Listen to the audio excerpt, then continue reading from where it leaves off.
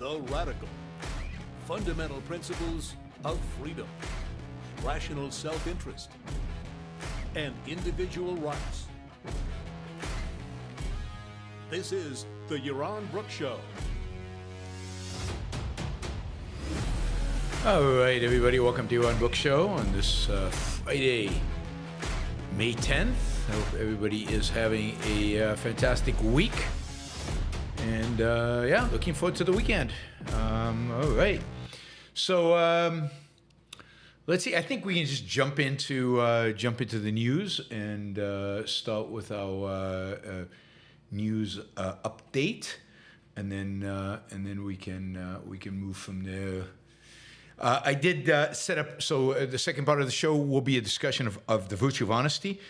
We'll talk about honesty from an objectivist perspective. In particular, I thought we talked about honesty from the perspective of business and how to conduct business honesty, or how to apply honesty in business. I had a call with a friend, a supporter of the show, regarding an issue he was having, and I thought it would be a good opportunity to kind of cover this issue maybe in broader and think about what are the principles involved and you know how to approach it. So they also, oh yes, I did want to mention a few things. One of them is that you can now gift memberships. So right down below, if you press on the $, I have now enabled the gift membership feature in here. So yeah, if I press on the $, membership gifting, and you can press there, and you have 10 memberships left to gift this month. So that's me. I can gift them. But yeah, you guys can gift memberships. You can buy a bunch of them and gift them and whatever, you know. So go at it. Also, I wanted to mention, we are starting to sell T-shirts, mugs, things like that. Like what do you call it? Knickknacks. I don't know what to call it. On the Yaron Brook Show. So T-shirts with Yaron Brook Show logos, mugs with the logo, mugs with equals unfair, and things like that. So that is available for sale. Swag, that's the word I was looking for. Thank you, Jennifer. Swag. I don't know if we have hoodies. Maybe we have hoodies.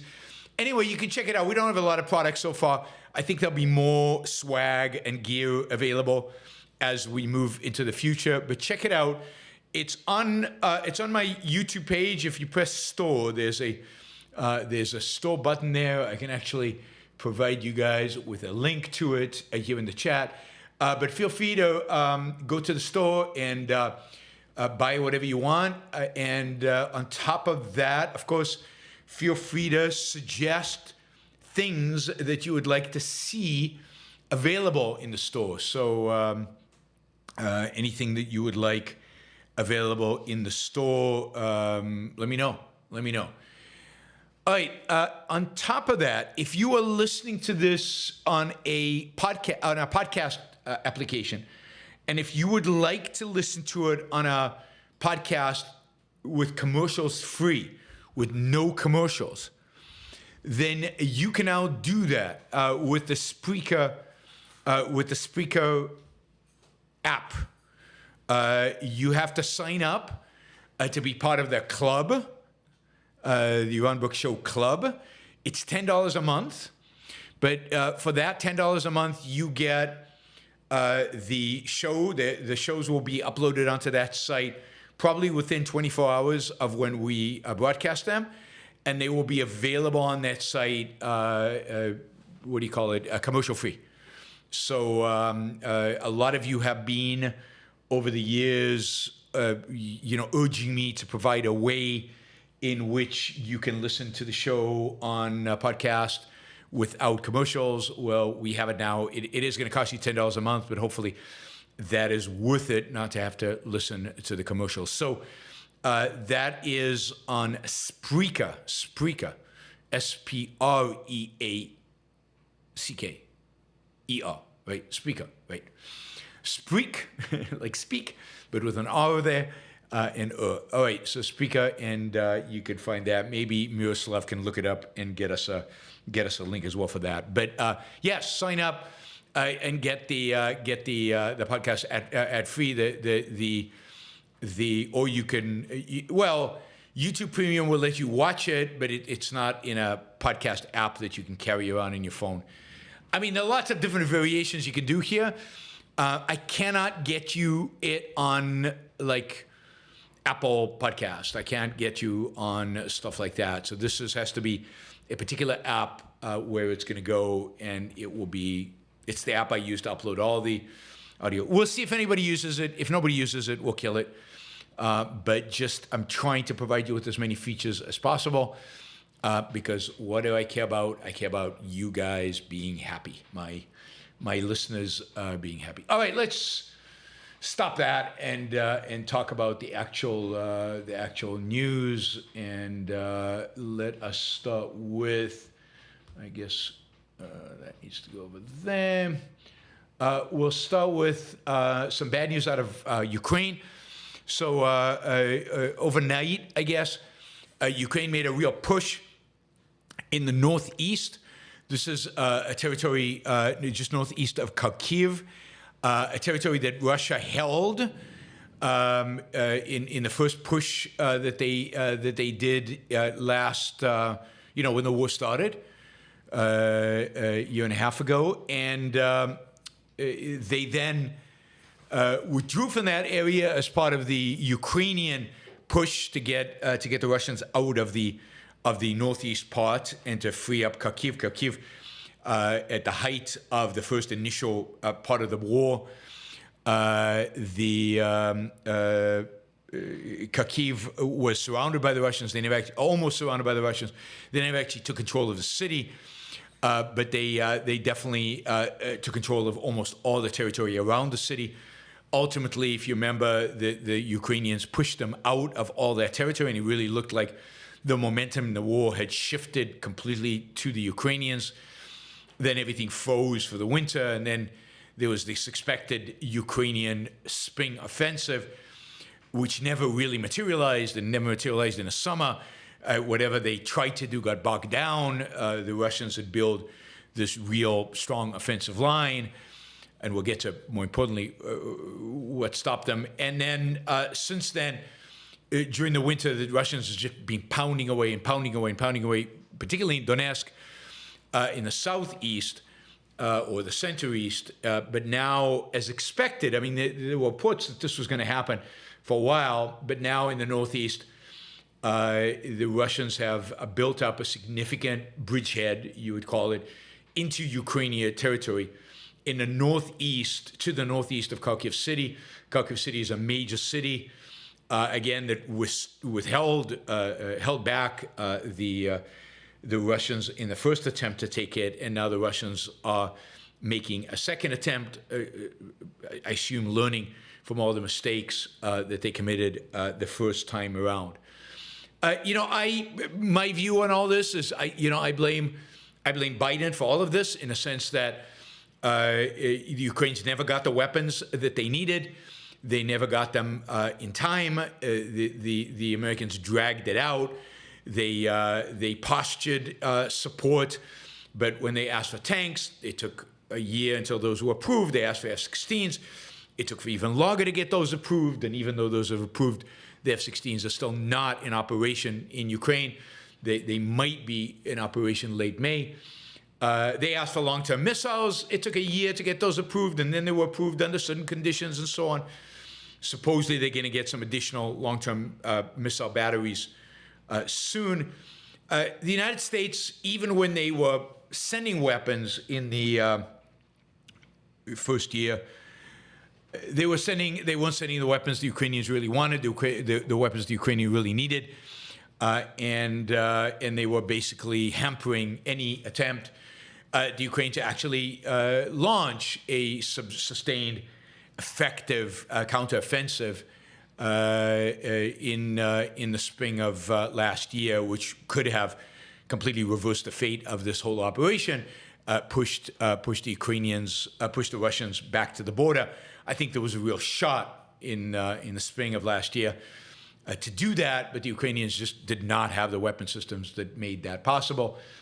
And since then, they've been giving ground to the Russians. Russians have taken huge casualties, massive losses, but they have been gaining ground. And now, with this offensive in the north, they're going to gain more ground, and of course, divert resources that the Ukrainians might have wanted to allocate to an offensive movement, maybe in the south, to now playing defense in the northeast and in the east itself. So I think Ukraine is in a very, very difficult situation. Again, it's a large extent a result of Western hesitancy and Western reluctance to provide Ukraine with the weapons they actually need to win. And when I say Western, I mean primarily American. Europe has been better on this than the U.S. Of course, Europe has a far stronger self-interest in defending Ukraine and in making sure that the Russians are not successful than does the U.S. Because I think Europe has a real sense that the threat posed by Russia is to them, particularly if Russia is successful. That there's a real risk here and a real threat to the rest of Europe, particularly countries like Poland, but even as far as Germany and France. I think once you get to Spain and Italy, less so. Although Meloni in Italy, surprisingly so, in spite of her right-wing leaning tendencies, has been quite anti-Russia and pro-Ukraine. So give her credit where credit is due. All right, so that is the situation we have in Ukraine. Doesn't look good.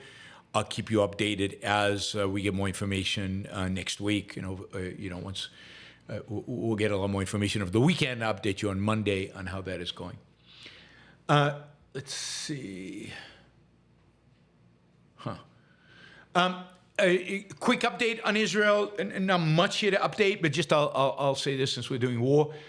The cabinet, the Israeli cabinet, met and voted on what the next step should be vis-a-vis the Rafah offensive, given President Biden's threats towards Israel, and supposedly unanimously they voted to continue and to proceed with an offensive against Rafah and go beyond just the eastern Rafah, which they had initially attacked, and right now they're still consolidating, I think, their gains in eastern Rafah. They still have not entered the rest of Rafah, but the government has given a thumbs up to a continued and increased and enlarged operation that will take Israeli forces into Rafah. Still waiting to see how they deal with what's called the humanitarian issue of evacuating the civilians out of Rafah. That will be interesting to see how they take that on and what they do. The international pressure is vast. It is interesting how there's an ebb and flow in the claims of various international organizations about famine and starvation in Gaza. They keep doing this, but no evidence that this is actually happening. No evidence that anybody is actually starving in Gaza. I haven't seen any photos, when they show the ribs of the kids and people, people malnourished. There seems to be plenty of food supplies flowing in and inside Gaza, and of course this dock off the shore of Gaza that the Americans have built that is going to be supplying supposedly humanitarian aid as well. So a lot of concern about these issues. Very little evidence that there's any issue to be concerned about. But evidence. Who the hell needs evidence in this day and age? Ooh, I hear thunder and lightning outside. Well, I hear thunder. I don't hear lightning. I hear thunder outside. So let's hope that with the intense rain that I expect to come, our internet connection will hold. We are in Puerto Rico, so you never actually know. Okay, so I think that is all I have of the war, except I did want to say something about the protests. 2,000 people were arrested. The protests have made the headlines for what now, 2 weeks, and there's been a lot of talk about them. But a poll, there was a poll recently run among college students about how much they care about the issue of the war in Gaza. They polled students, they gave them a list of topics, and what do they care about? And Gaza came out last. The reality is that most students on campus don't care that much.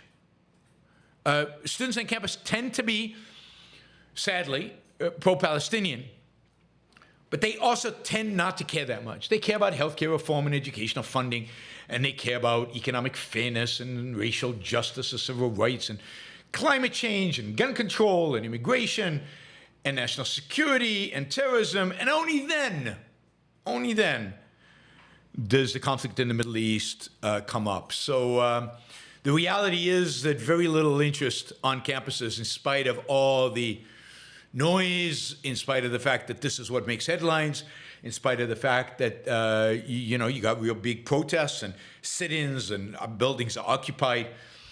There's very little support, I think, on the campuses for this. So students rank the conflict in the Middle East as least important issue facing them out of 9 options.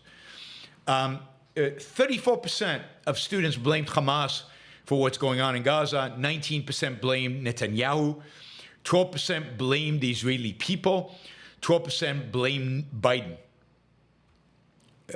I think that indicates, 34% blaming Hamas, that's good. But it basically indicates massive ignorance. But also, there's a big percentage here that obviously didn't have an opinion. Good for them. At least, if you're ignorant, don't have an opinion. A large majority of students supported holding demonstrators accountable for destroying property, vandalizing, occupying buildings, and things like that. A majority said they opposed the protest tactics, like occupying buildings, and 58% said that it was not acceptable to refuse a university order to disperse. 90% said that blocking pro-Israel students from parts of campus was unacceptable. So the good news is that our students is not as bad as would seem if you purely focus on the demonstrators, on the occupation of buildings, on the tents, and all of that. Most students just don't know a lot about this, don't have a strong opinion, and are basically fairly civilized about the whole issue. When it comes to actually supporting Hamas or supporting the encampments or the demonstrators, 45% said they support them either strongly or a little bit. 30% were neutral. 24% were strongly or a bit opposed. So ideologically, the situation on campus is not good, which you'd expect. But the reality is, as I've told you before, this is not an issue students care that much about. This is not an issue affecting them. It doesn't affect their pocketbook. It doesn't affect their sense of social justice. Most of that relates to issues related to the United States, to racism and other things like that. It's just not on their radar. They don't really care. And so the thing, even though their views are not very good, just remember that the campuses are not quite as bad as the demonstrations would lead you to believe, even though they are really bad. And, faculty is probably worse than the students. The faculty is probably worse than students. But remember, a lot of students go to university to study, actually get a degree, to learn something, to enhance their life, to better their life. And some of these political issues, particularly political issues that are kind of from outside of from outside of their world, not that interesting to them. All right, that was a little bit of good news, and as you know, I'm expecting some of you will not like the good news. All right, let me. All right.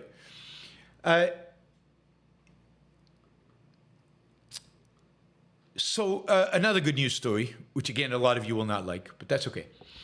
There are a number of papers that have come out recently in economic literature that basically are showing that the harms from immigration, economic harms from immigration, are just not there. All the things that people are afraid of, all the things that immigration will do, that people are afraid of or scared of, you know, are just not real. They're just not materializing. They never have.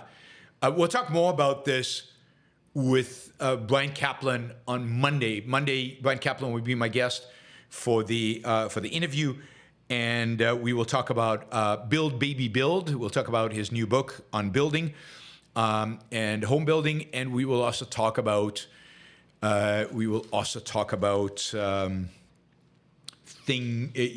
related to immigration, because he's got a excellent book in the same style, kind of an animated book on immigration, as well as on this housing policy. Anyway, there's plenty of evidence that immigration, even low-skilled immigration, doesn't have a negative effect on wages or employment prospects of the native-born. For example, there's a recent paper out by economist Michael Clemens and Ethan Lewis, with a great just way of categorizing this. It works, and it just doesn't have an effect. It doesn't impact negatively. Wages. Now, you could say, but why is this, right? Suddenly you get an influx of labor, right? You get an influx of people who come in and are competing for the same jobs that Native Americans already have. Then why doesn't it affect? You've got an increase in supply of a product. When there's an increase in the supply of product, labor in this case, what do you expect the price to do? You expect the price to go down. So why isn't the price going down? That is, why aren't wages, which is the price in this case, going down? And the simplest reason, there are a number of reasons for this, but the simplest reason for this is that immigration is not just a supply shock. That is, these immigrants coming into the labor market are also a demand shock, right? They also are now, they need housing, they need to buy food, they need to buy their coffee at the local coffee shop, they go out to restaurants, they need to buy clothes. They now become a demand. So whatever impact they might have in terms of supply is more than mitigated, it turns out, because of the fact that they are now demanding more stuff, which requires more labor in order to produce, and therefore drives up the demand for labor at the same time, and maybe with a little lag, basically at the same time, as the supply of labor is increased. And and the way this is if the supply is increased, wages go down. But then as the demand for labor goes up, then wages will go up again. But, there are other reasons, right? For example, there's a paper by Alejandro Kayumi and Giovanni Perry, which finds that immigrants help Native Americans get better jobs. So here's just a quote from the paper. We calculate that immigration, thanks to Native immigration complementarity and college skill content of immigrants, had a positive and significant effect on wages of less educated Native workers over the period 2000 to 2019, and no significant wage effect on college-educated Natives. We also calculated a positive employment rate effect for most Native workers. In other words, immigrants with education come into the country. They create jobs for the less educated, which means the less educated Native workers' wages go up. and they're not driving down the wages of educated Americans, because they're filling a slot that probably educated Americans were not filling beforehand. In other words, from an economic perspective, win, win, win, win, win. There's another paper, 2020 paper by Mark Collis and Dominique Sachs, that shows that this upskilling effect, that is, by coming in and the most skilled labor is driving up the value of the lower skilled, could be enough to outweigh the drain on local government resources that low-skilled immigrants are known to cause. So none of the stuff none of this stuff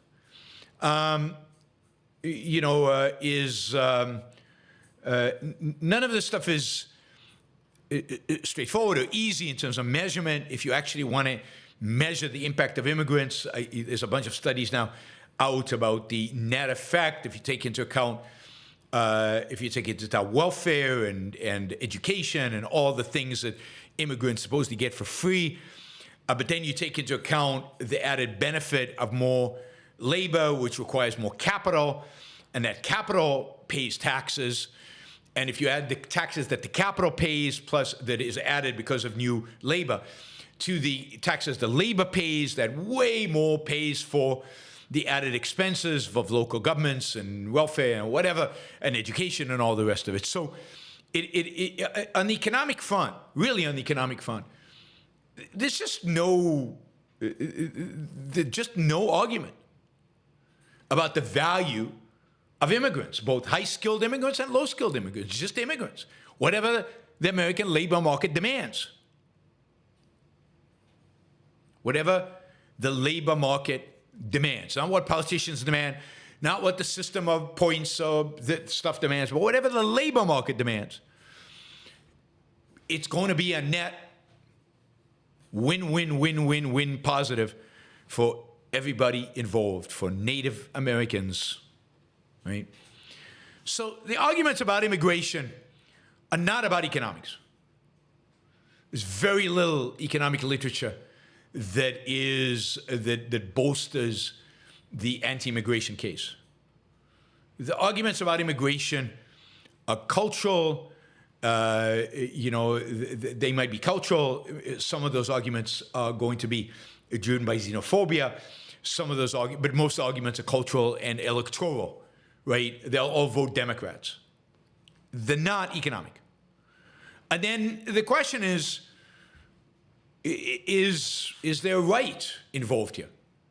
And do the issue of rights play any role here? And are the cultural and voting issues real?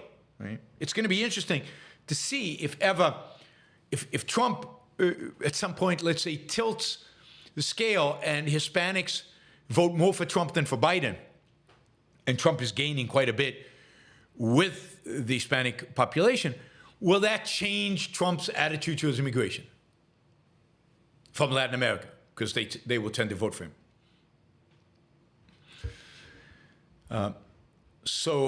Anyway, so that is an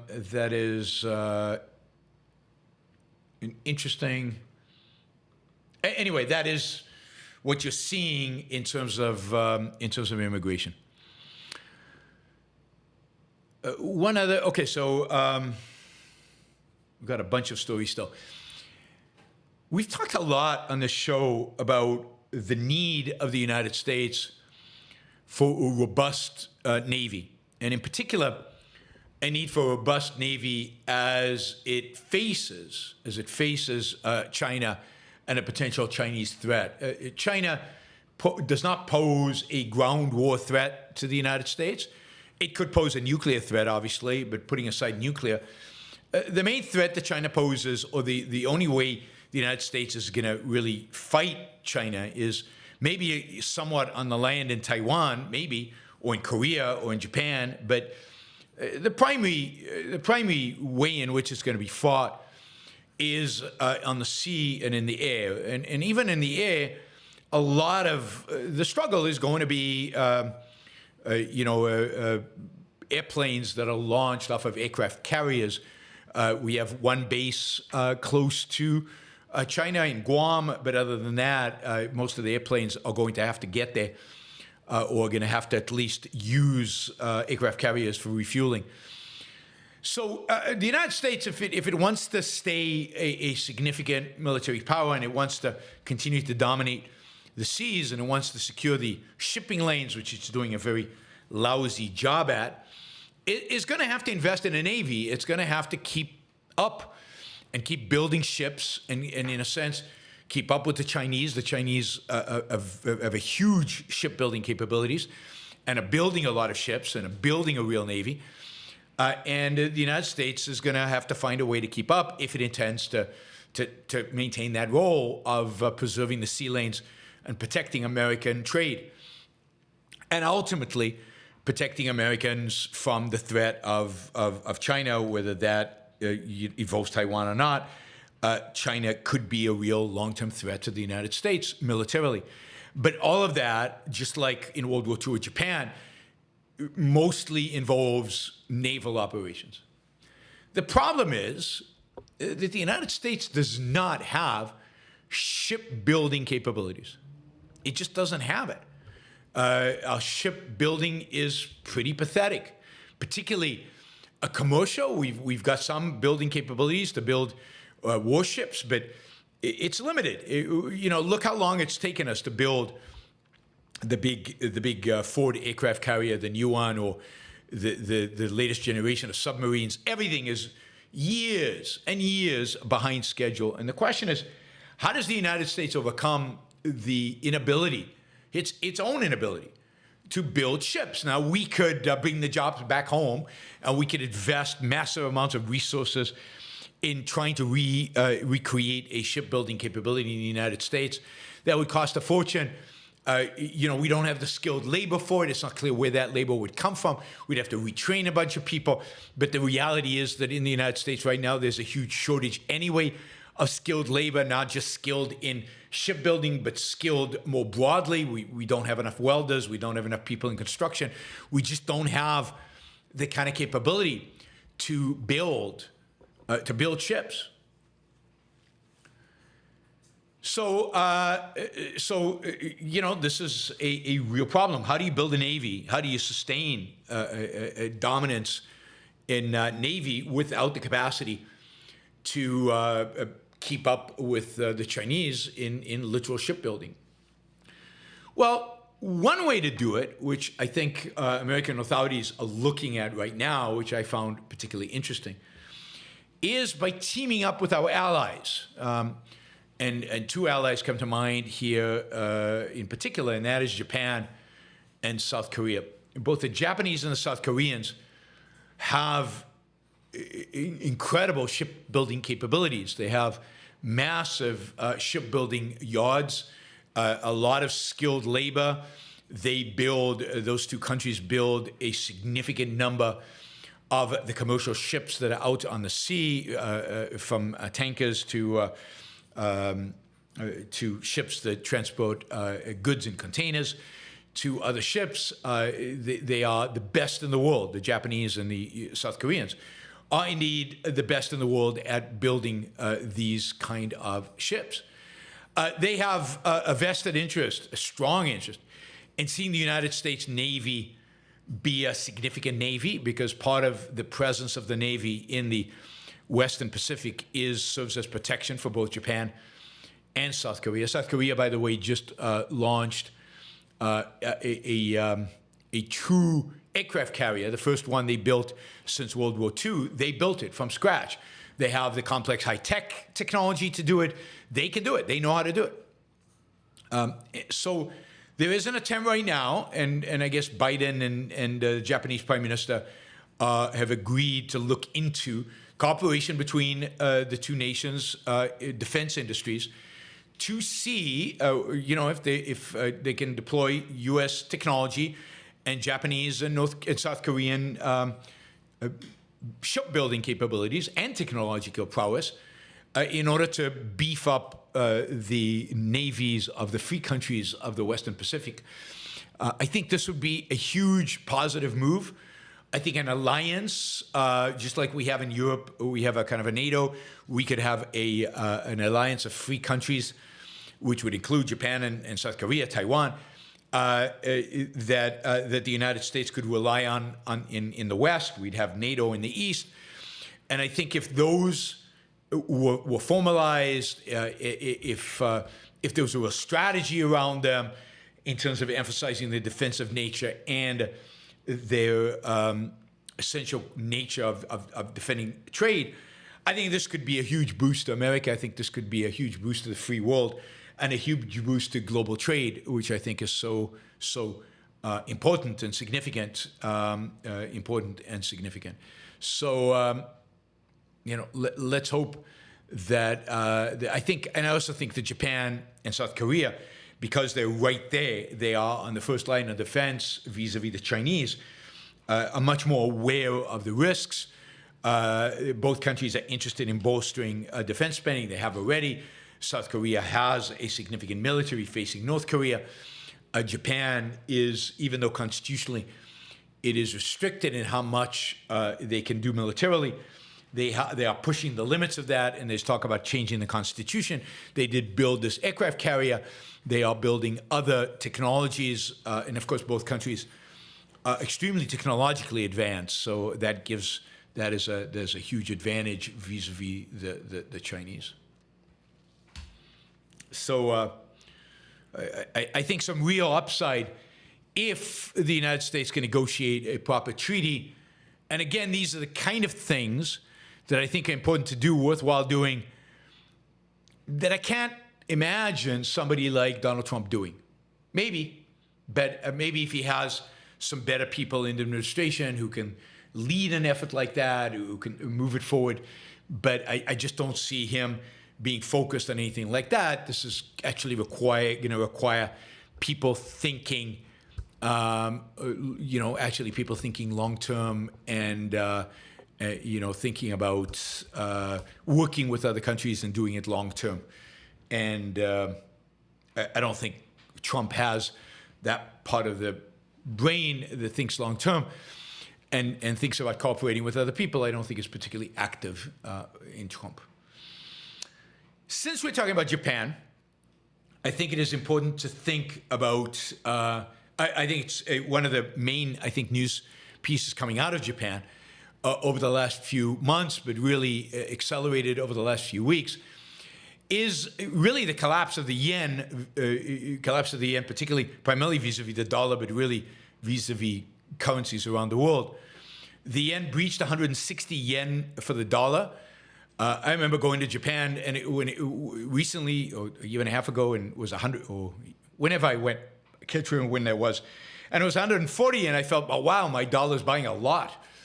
And now it's 160, and there seems to be pressure to make it even cheaper. That is a significant devaluation of the yen. The Japanese government is concerned enough so that last week, the Japanese central bank twice intervened in foreign exchange markets to buy yen and sell dollars to try to beef up the value of the yen. But the reality is that no central bank can stand up to the market. When the market actually decides that something is overvalued and needs to come down in price, it's going to happen. And a central bank can resist and resist and resist, but at the end, it'll be broken. By the way, if you're curious how George Soros became a billionaire, George Soros became a billionaire basically doing exactly that. That is betting against the ability of central bankers to defend the value of their currency. And he won in one particular case where he placed I think a multi-billion-dollar bet was the British pound. I think this was going back to the 1970s. Maybe 80s, and I think it was 70s. And George Soros bet that the British pound had to be devalued significantly. The British central bank frantically tried to hold the value of the pound up. They bought up their own currency to try to beef up its value and kept buying and buying and buying. And at some point, they just gave up. At some point, they just gave up and let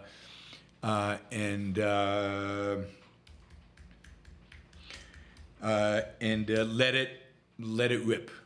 Scott says he thinks it's 92.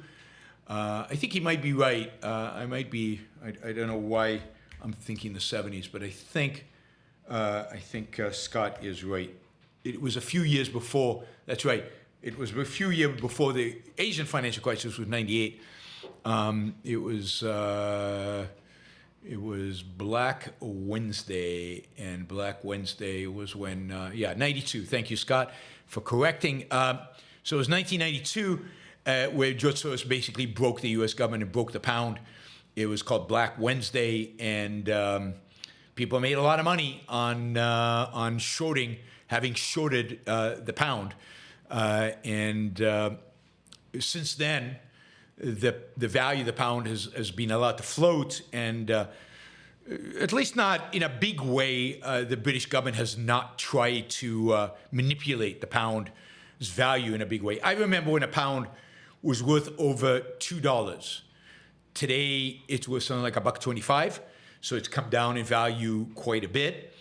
Of course, a lot of money was made by hedge funds, including George Soros, I think, again, in 1998 in the Asian financial crisis.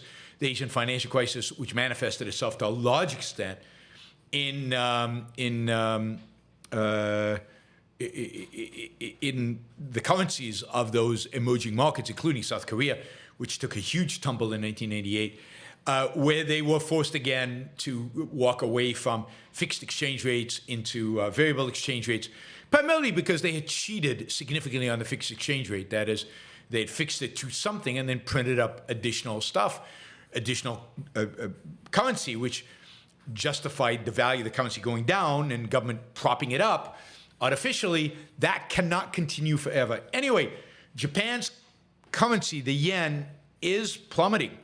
Has plummeted to 160. Again, I remember it being under 100. So it's gone down a lot. This is the lowest value it's had in, I think, over 30 years, right? Over 30 years. A lot of implications for this. When the value of your own currency goes down, it means that you can. It's easier for foreigners to buy your stuff. So for an economy like Japan that relies a lot on export, it makes all the goods that they export out cheaper. So, for example, Japanese cars built in Japan are going to be cheaper than they used to be because they are built in yen. The yen, once you translate it into dollars, is worth a lot less. So, the lowering the value like that of the yen has implications for trade. It increases exports. But at the same time, it makes imports much more expensive, right? Because you have to spend a lot more yen to buy the dollars to be able to buy something from the United States. And while Japan is an export economy, it also has a lot of imports, right? Because it's an island.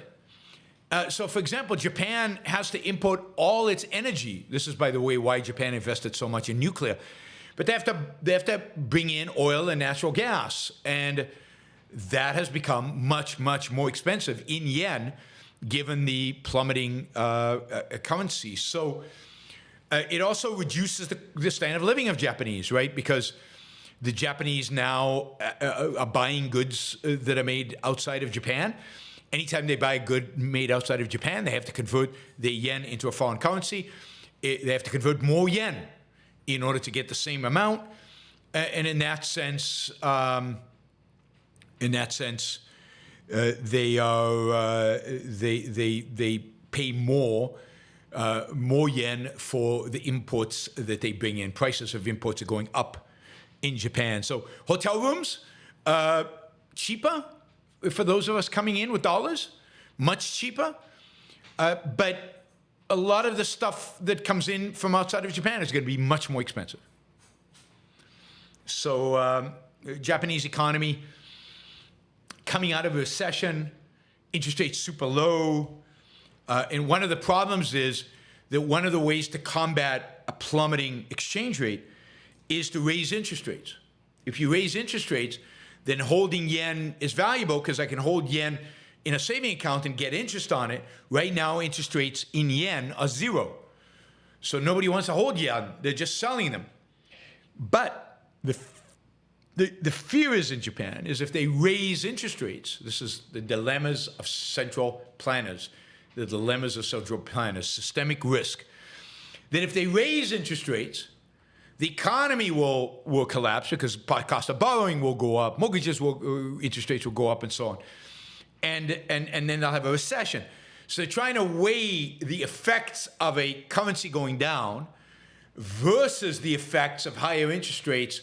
And as of now, they decided not to raise interest rates and to let the yen go down, while once in a while the central bank goes in and tries to prop it up, but not very effectively. Not very effectively.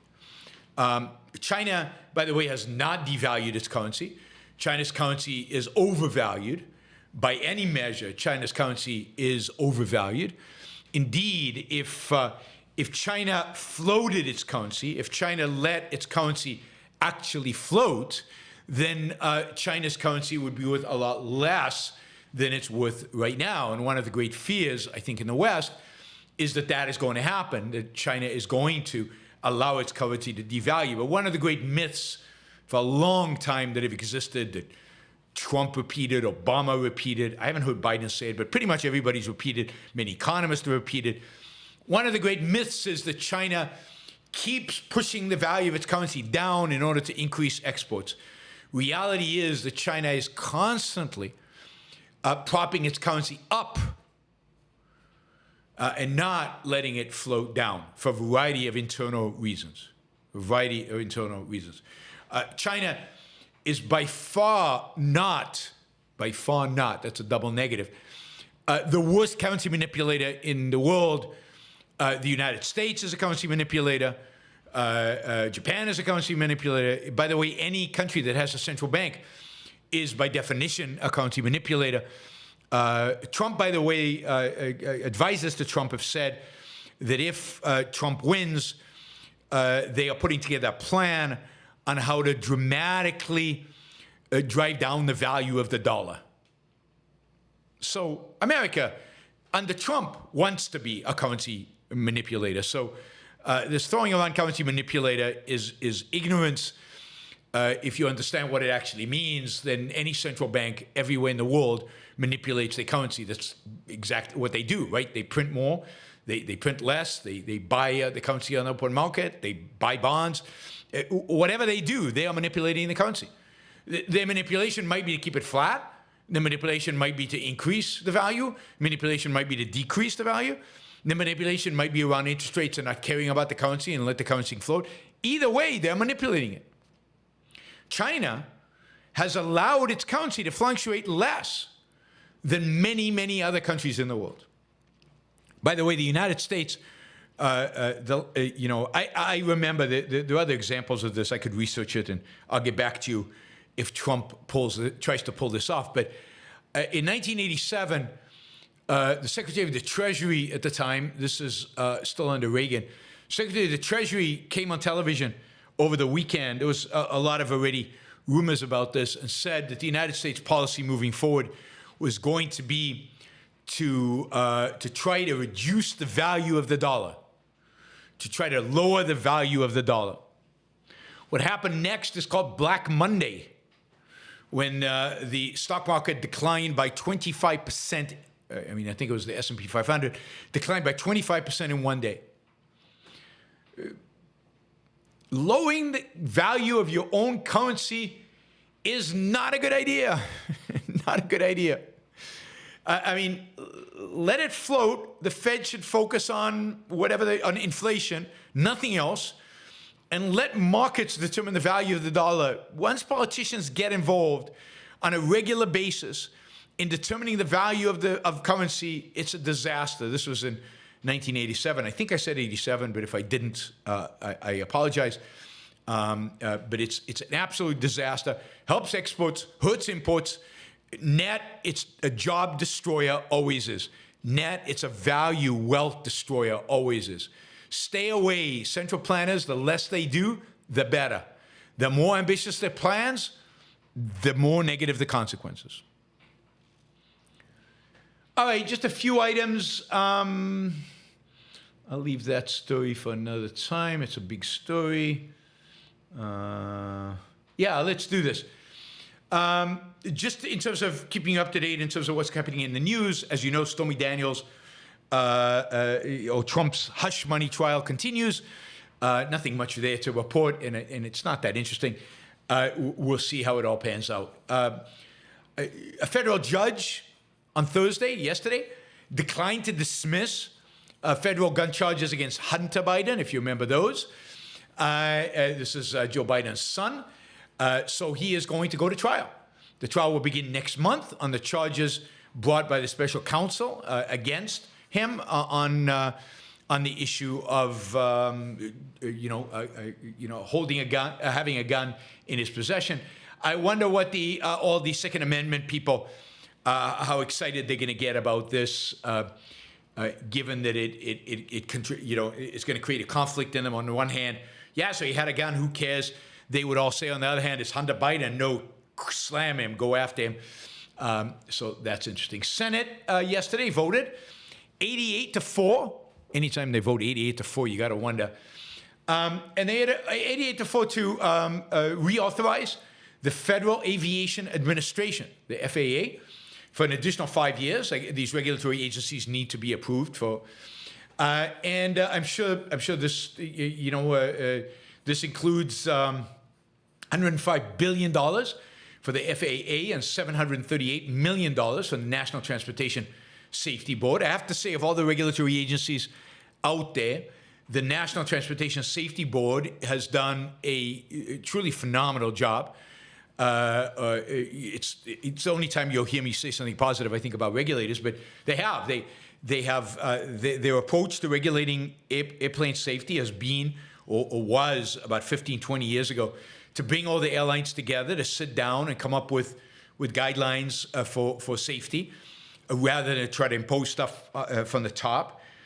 They have, and as a consequence of the guidelines for airplane safety that have been put in place over the last couple of decades, basically, flying in an airplane is one of the safest things you can do.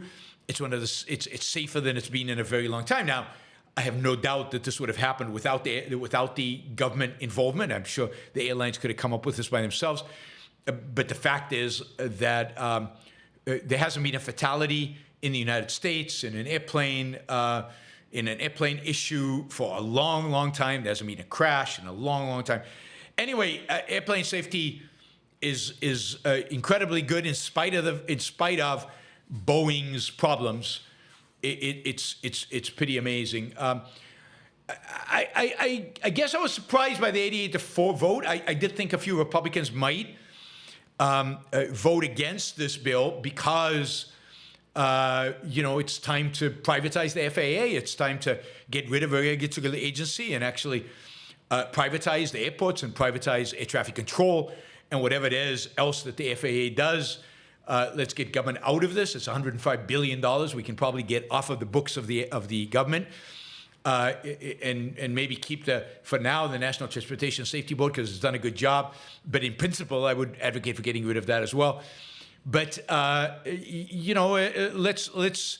go towards privatization of these kind of functions, which are not issues of protection of individual rights.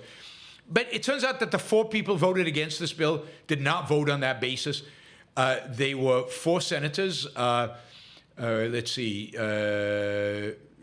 all Democrats, and they voted the bill because they didn't like the provision in the bill that basically added long-haul flights to Reagan National Airport. This is, by the way, the airport they fly in and out of. And they were all senators, let's see, Virginia and Maryland. These are all senators that don't have to fly, to get home. They're right there. They didn't want long-haul flights because they said the airport is not equipped to handle them. But there you go. These are senators that don't have to fly home, so they don't care. But this is the point. The point is, why is the Senate voting in a bill that includes What airplanes can or cannot, should and should not fly into or out of any particular airport? Why is this the business of the federal government? What happens at a local airport, or any airport for that matter, period. This is the kind of stuff the government should not be doing. Wouldn't it be cool if somebody like Rand Paul had voted against this, saying, you know, this is not what government is supposed to be doing.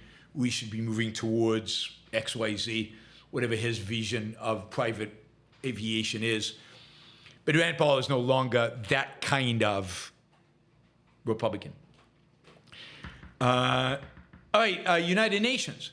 The General Assembly, where there's no veto power, is about to back a Palestinian bid to become a full member and recognize that to join fully as in the operations of the United Nations.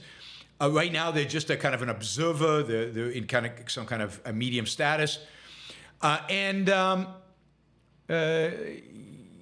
They are going to, I guess the United Nations Security Council has to approve this, and they're going to recommend that they consider the matter favorably. We will see if this is something the United States vetoes. These days, it appears that the United States is not interested in vetoing things like that. Some good news. The United Kingdom, we've talked about them being in a recession and really hurt and really struggling economically.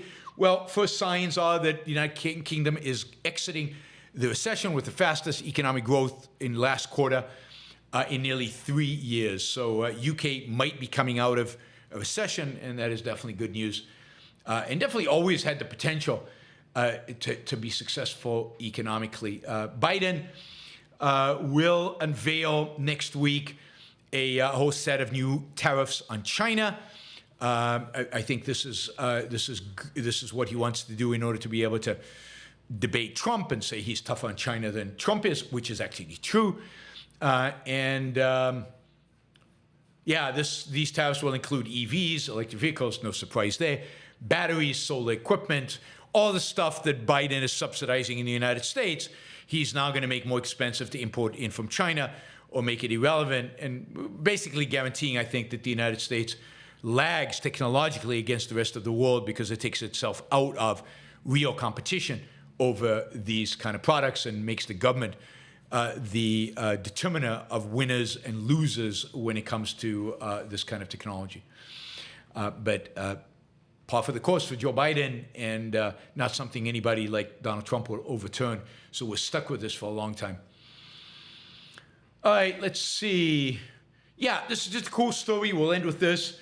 We'll end with this, and we'll go to your Super Chat questions. Not a lot of Super Chat questions being asked, so and certainly not a lot with dollars associated with it. So I'm not sure what is going on, but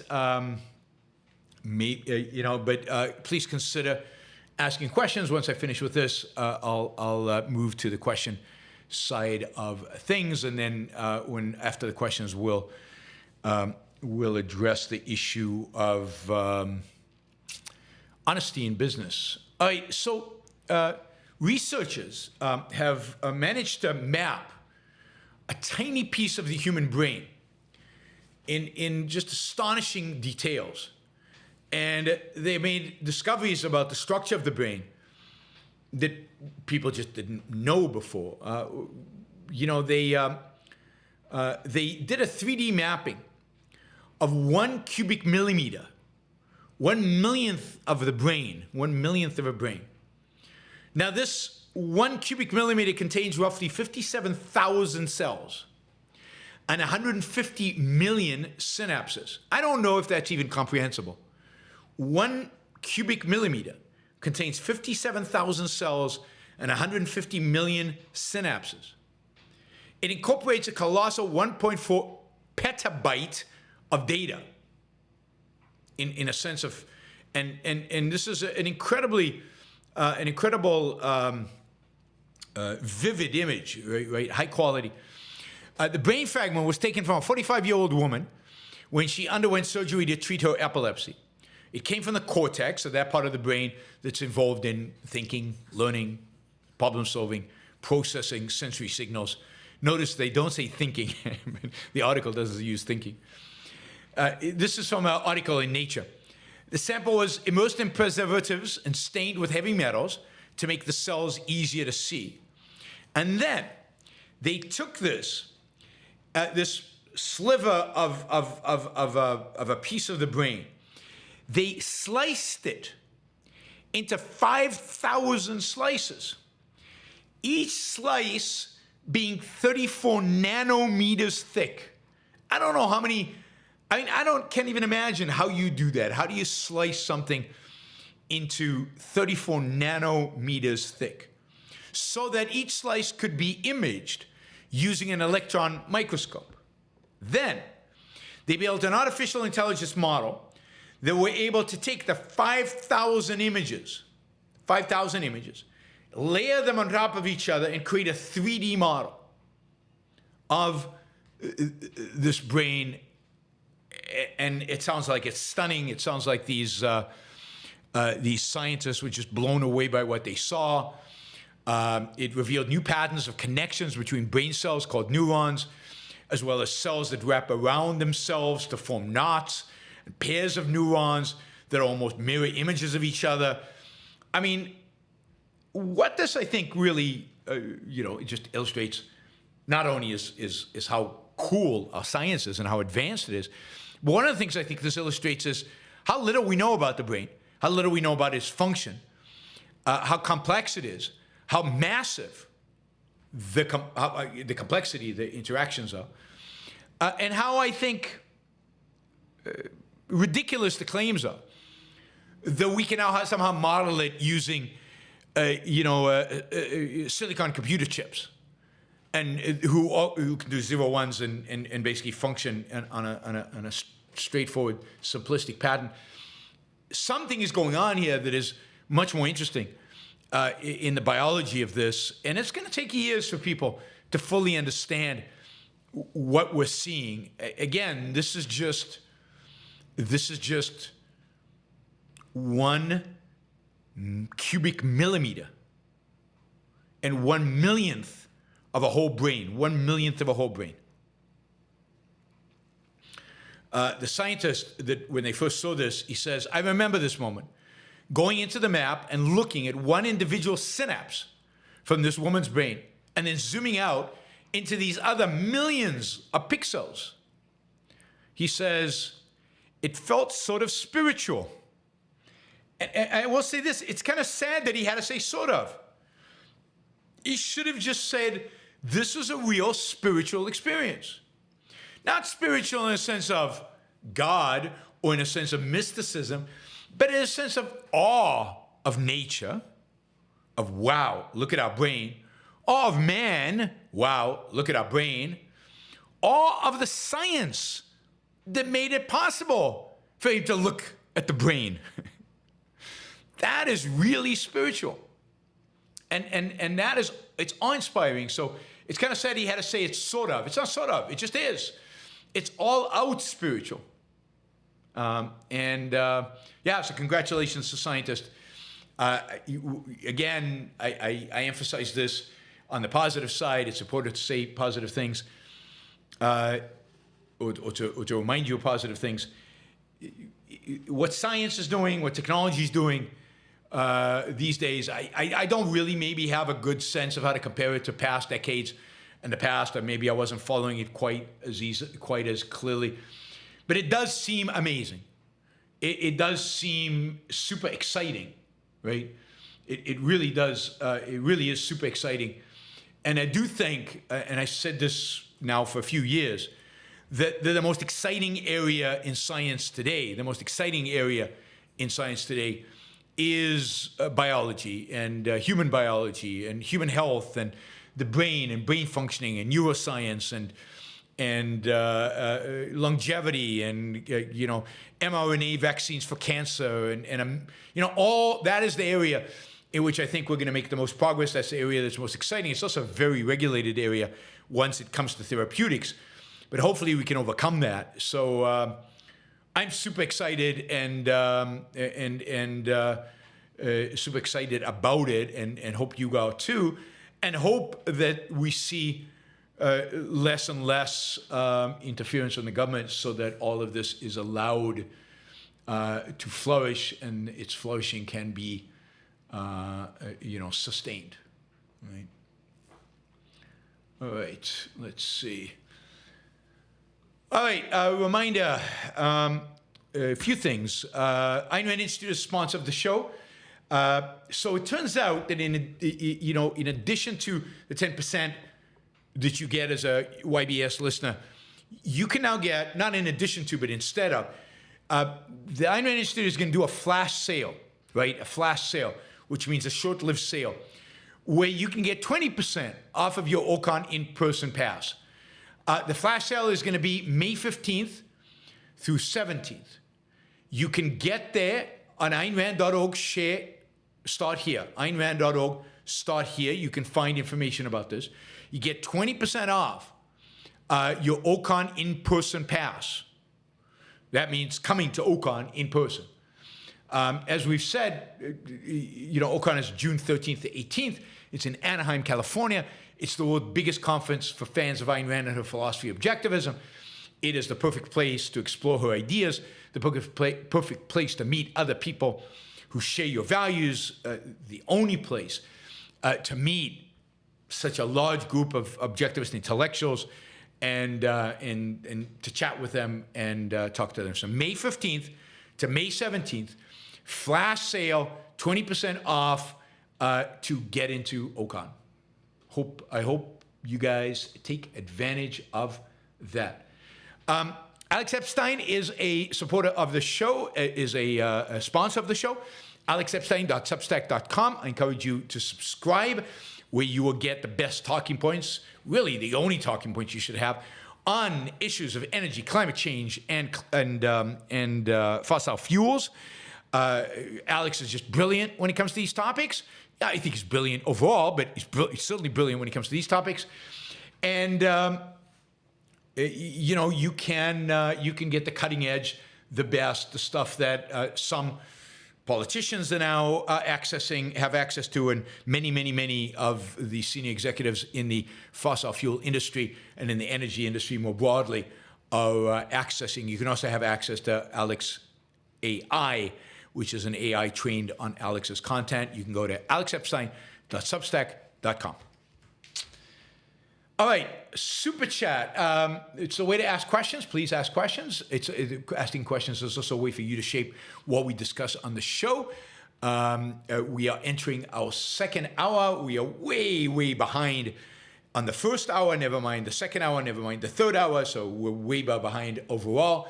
So please consider supporting the show, whether it's through a sticker, whether it's through a question. Questions are great because, again, or whether it's through gifting a membership, which you can do with a $sign. You can gift memberships now. Please consider doing all of those things.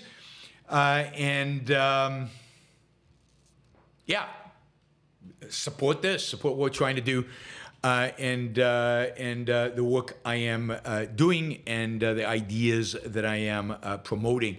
Also, if you want to sponsor a show for $1,000, please let me know. I think I have two sponsorships coming up. One, we'll talk about money probably next week, and the other is a sponsorship of a topic around parenting, where I'm going to look at for somebody to join me, and we'll do an interview around parenting and discuss that issue. So we've got those. So please consider sponsorship. Please consider the Super Chat. And of course, those of you who are not listening live, who can do a Super Chat and do not want to do a sponsorship, you can support the show on a monthly basis on Patreon. Patreon's great, patreon.com. Just look for Yaron Brook Show. And of course, the YaronBrookShow.com/membership, right? All right.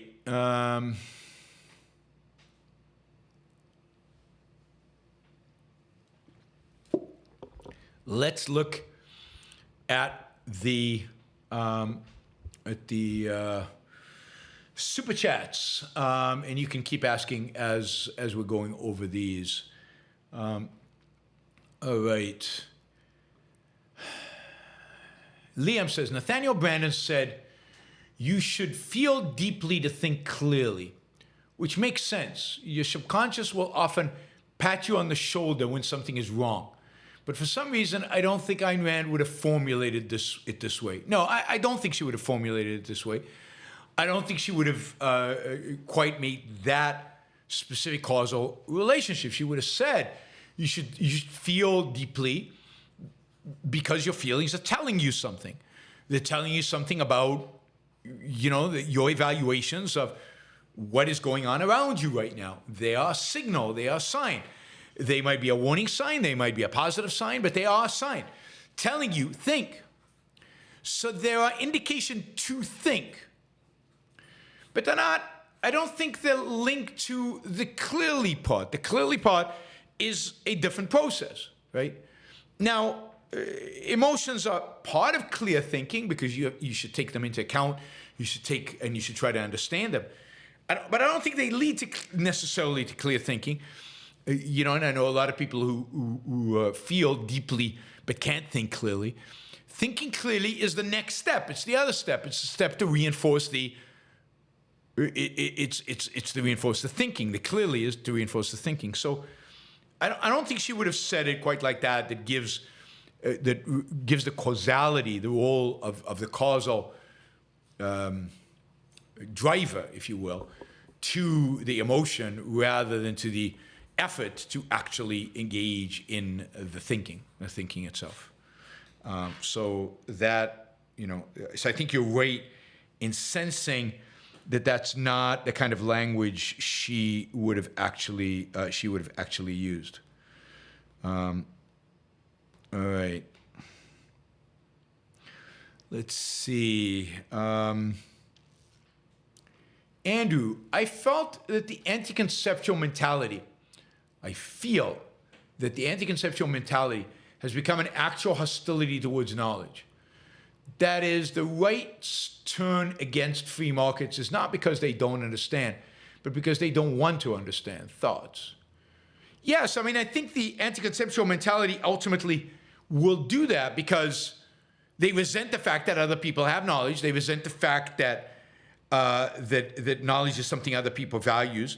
They resent the fact that they're not engaged or they can't understand or they don't want to understand or whatever it happens to be, that whatever issue it is, the knowledge involved. So I think it often turns into exactly that, right? It turns into a rejection of knowledge, hostility, not just a rejection, but hostility towards knowledge. Hostility towards those people who actually do think. It's like, don't confuse me with facts. You can see this most egregiously on the issue of immigration.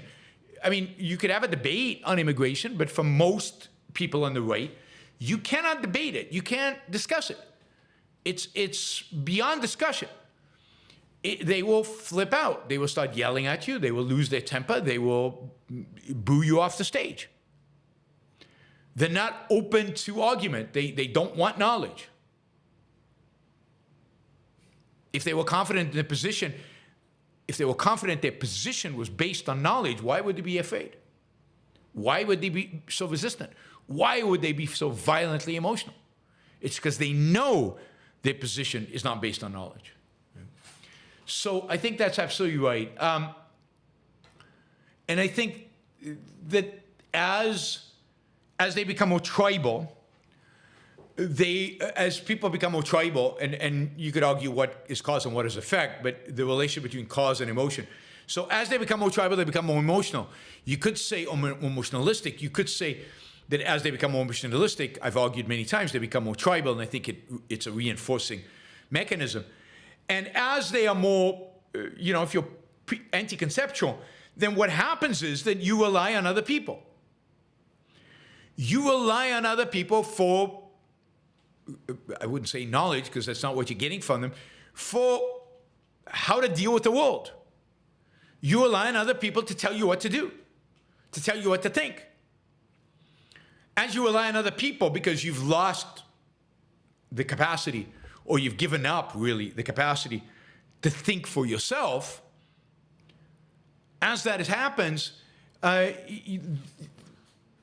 what you get is more and more dependency on the other, and more and more resentment of people who disagree, more and more resentment of people who have ideas, and more entrenchment into this idea of, well, knowledge is not valuable, conceptual ability is overrated. And that's a tribalism. The tribalism is, I'll rely on other people to tell me what to do, to tell me what to think. And you see that all over the place. You see that all over the place, right? Whenever you see people just mouthing talking points, you see that in the chat once in a while.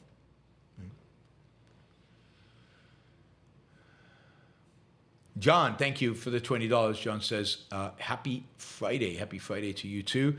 Gail, thank you for the sticker. There were other stickers that I did not thank.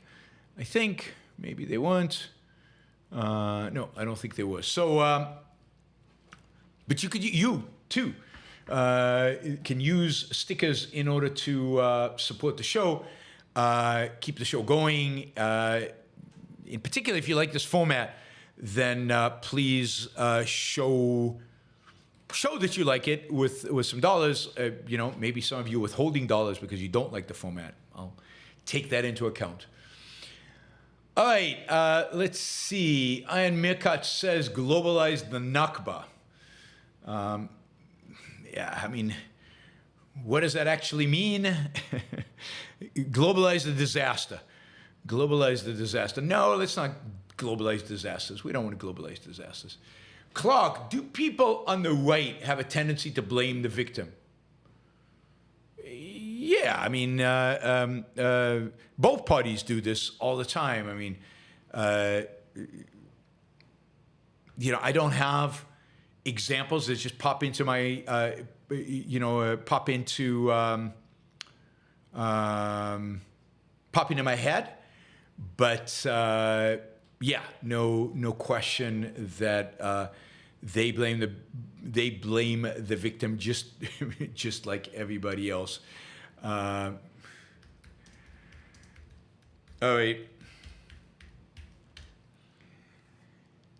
So if I think of examples, I'll let you know. All right, Harper Campbell. You gave Sam Harris too much praise. His dishonest comments on Ayn Rand were ridiculous. He is on a crusade to destroy human confidence with his campaign against free will. Yeah, maybe I gave him too much credit. I still think that on a number of issues, Sam Harris is one of the best thinkers out there. He might talk a lot about his anti-free will position, but he uses it all the time. And he uses it, I think, effectively in dealing with abstract conceptual knowledge.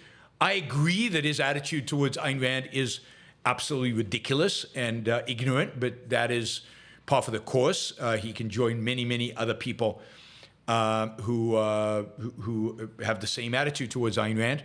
But he stands out because when his position on Islam is so good, his position on Israel and Gaza is so good, his position on things like guns is good, and there are a lot of other issues where his analysis is some of the best analysis that I see anywhere else that I see. So no question that Sam is good at what he's good at and is impressive. All right, RDF, why do so many people hate corporations? Well, I mean, they hate corporations. I mean, there are a lot of reasons, right? Let's start with, and I did a whole course about this. You can find it on YouTube, a video, audio only, but it is on YouTube. It's called The Corporation by me. So, and I deal with this question in part of that. They hate it because they don't understand it. Often hatred is a consequence of not understanding it. They hate it because they view it as a faceless thing out there that is causing real problems in the world, and they are told that over and over and over again. For example, corporations destroy the environment, corporations are monopolies, corporations redistribute. They make a lot of money at your expense. It's a zero-sum world. It's the same reason why they hate the rich, why they hate big tech, why they hate business more broadly. But it's got this added flavor of, ooh, a corporation. That sounds spooky. It sounds conspiratorial. There's something behind that veil. Corporations also have limited liability. And again, people don't understand what limited liability is. And as a consequence, they don't know they don't know what it is. They don't know how it works. They think it's some scam that cronyism is given to corporations. A lot of libertarians hate corporations because they're limited liability, right? Most corporations are limited liability, and that somehow is statist. It's a government. They wouldn't exist without government. None of which is true. So it's a lot of mythology, but the essence of it is that corporations are successful. They're a successful business form. They're a successful way of doing business. They are an important element, an important part of capitalism, have been, and an important part of capitalism's success. They suffer, when an entrepreneur does something and it works out well, then we know to praise the entrepreneur. But what happens when a big business does something that's good and we all benefit from it? Who do you praise there? It's like an empty box. It's like a black box. It's what's actually going on in there. So people are just afraid of it and ignorant of it. But corporation is one of the great innovations of capitalism.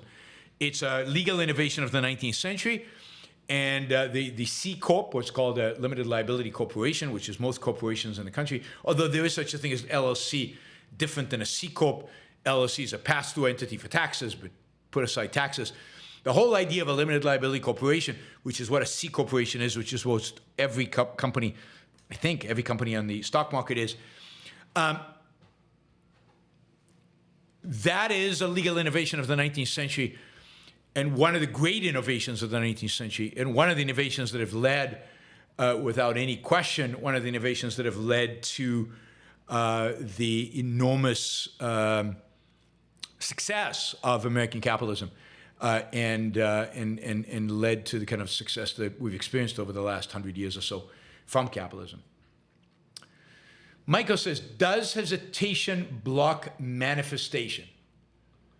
I don't know. I mean, again, these are some of these statements that I don't understand what they mean. What does manifestation mean? Does manifestation mean action? Then yeah, hesitation, blocks action. But sometimes you should hesitate. Sometimes you don't have enough knowledge. Sometimes it makes sense to think about this and to consider your actions and not to act out of emotion and out of instantaneous reaction. Sometimes you want to hesitate. So hesitation is not in and of itself bad. And manifestation is a weird word. I don't know what exactly is manifesting here. James, do physicists think they are more serious than philosophers because they have equations? I don't know. You'd have to ask a physicist. But some people do. They think that once you get away from equations, philosophers and humanities are all kind of fluff, and physics actually deals with numbers, and equations, so that's serious. I think that's a false view of what philosophy is and what physics is. But yes, I think some physicists do have that sense that they are more serious, more rigorous, harder than philosophy because they deal with numbers and equations. Paulo Zeus, what do you think of physicists trying to explain the nature of reality? Is that not the job of philosophers? Well, it depends what you mean by the nature of reality. There's a division of labor here, certainly. But philosophers don't have a lot to say about the nature of reality. They have very little to say about the nature of reality. What they have to say is the underpinnings, kind of the foundation for anything, for what the science does. But there's not a lot to say there. There's, things are what they are, and, they have an identity, and they act in causal ways. That is the causality. They act based on their nature, which is causality.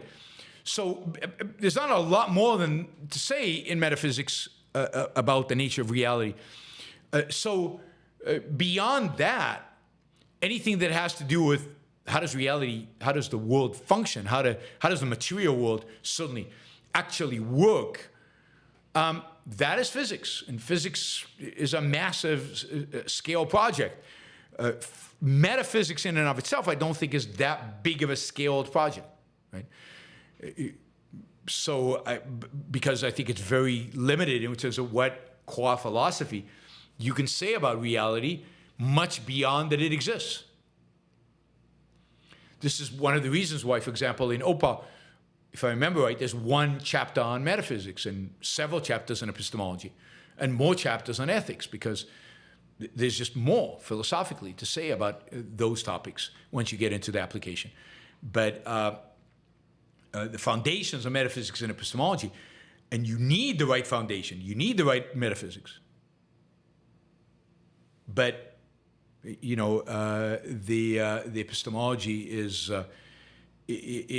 where it gets really tricky, and where you need to write a lot more about it. Frank, can someone bet against or short the dollar?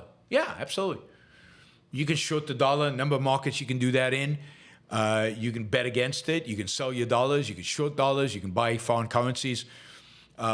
People are doing it every single day. Not just every single day, every second of every day. Currency markets are some of the most actively traded markets in the world. Frank says, why did SEATO collapse but NATO has continued? I don't know. I don't know anything about SEATO. I guess it was a precursor to NATO, and I don't know anything about it. I don't know everything. There's a shocker for you guys.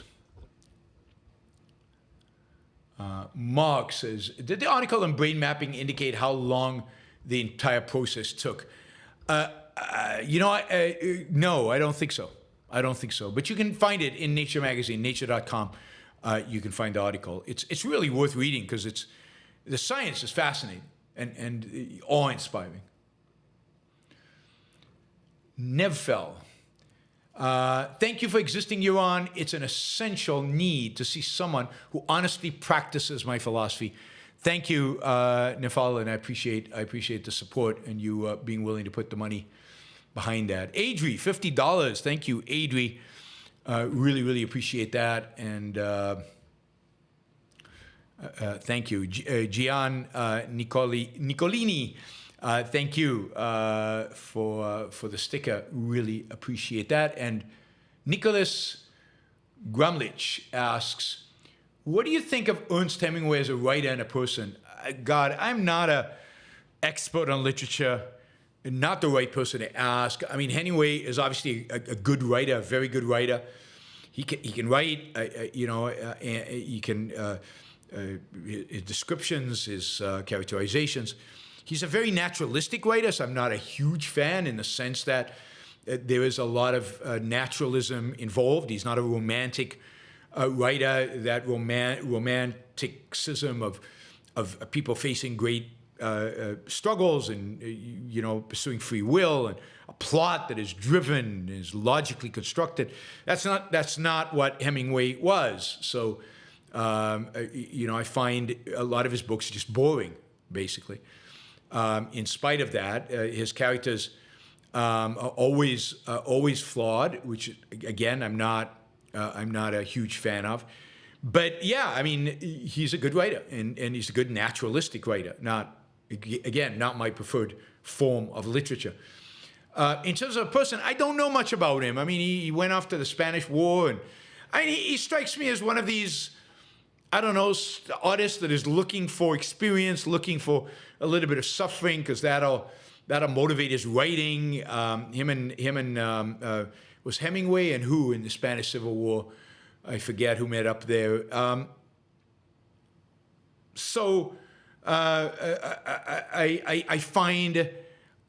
don't find them particularly interesting. His characters don't really change much.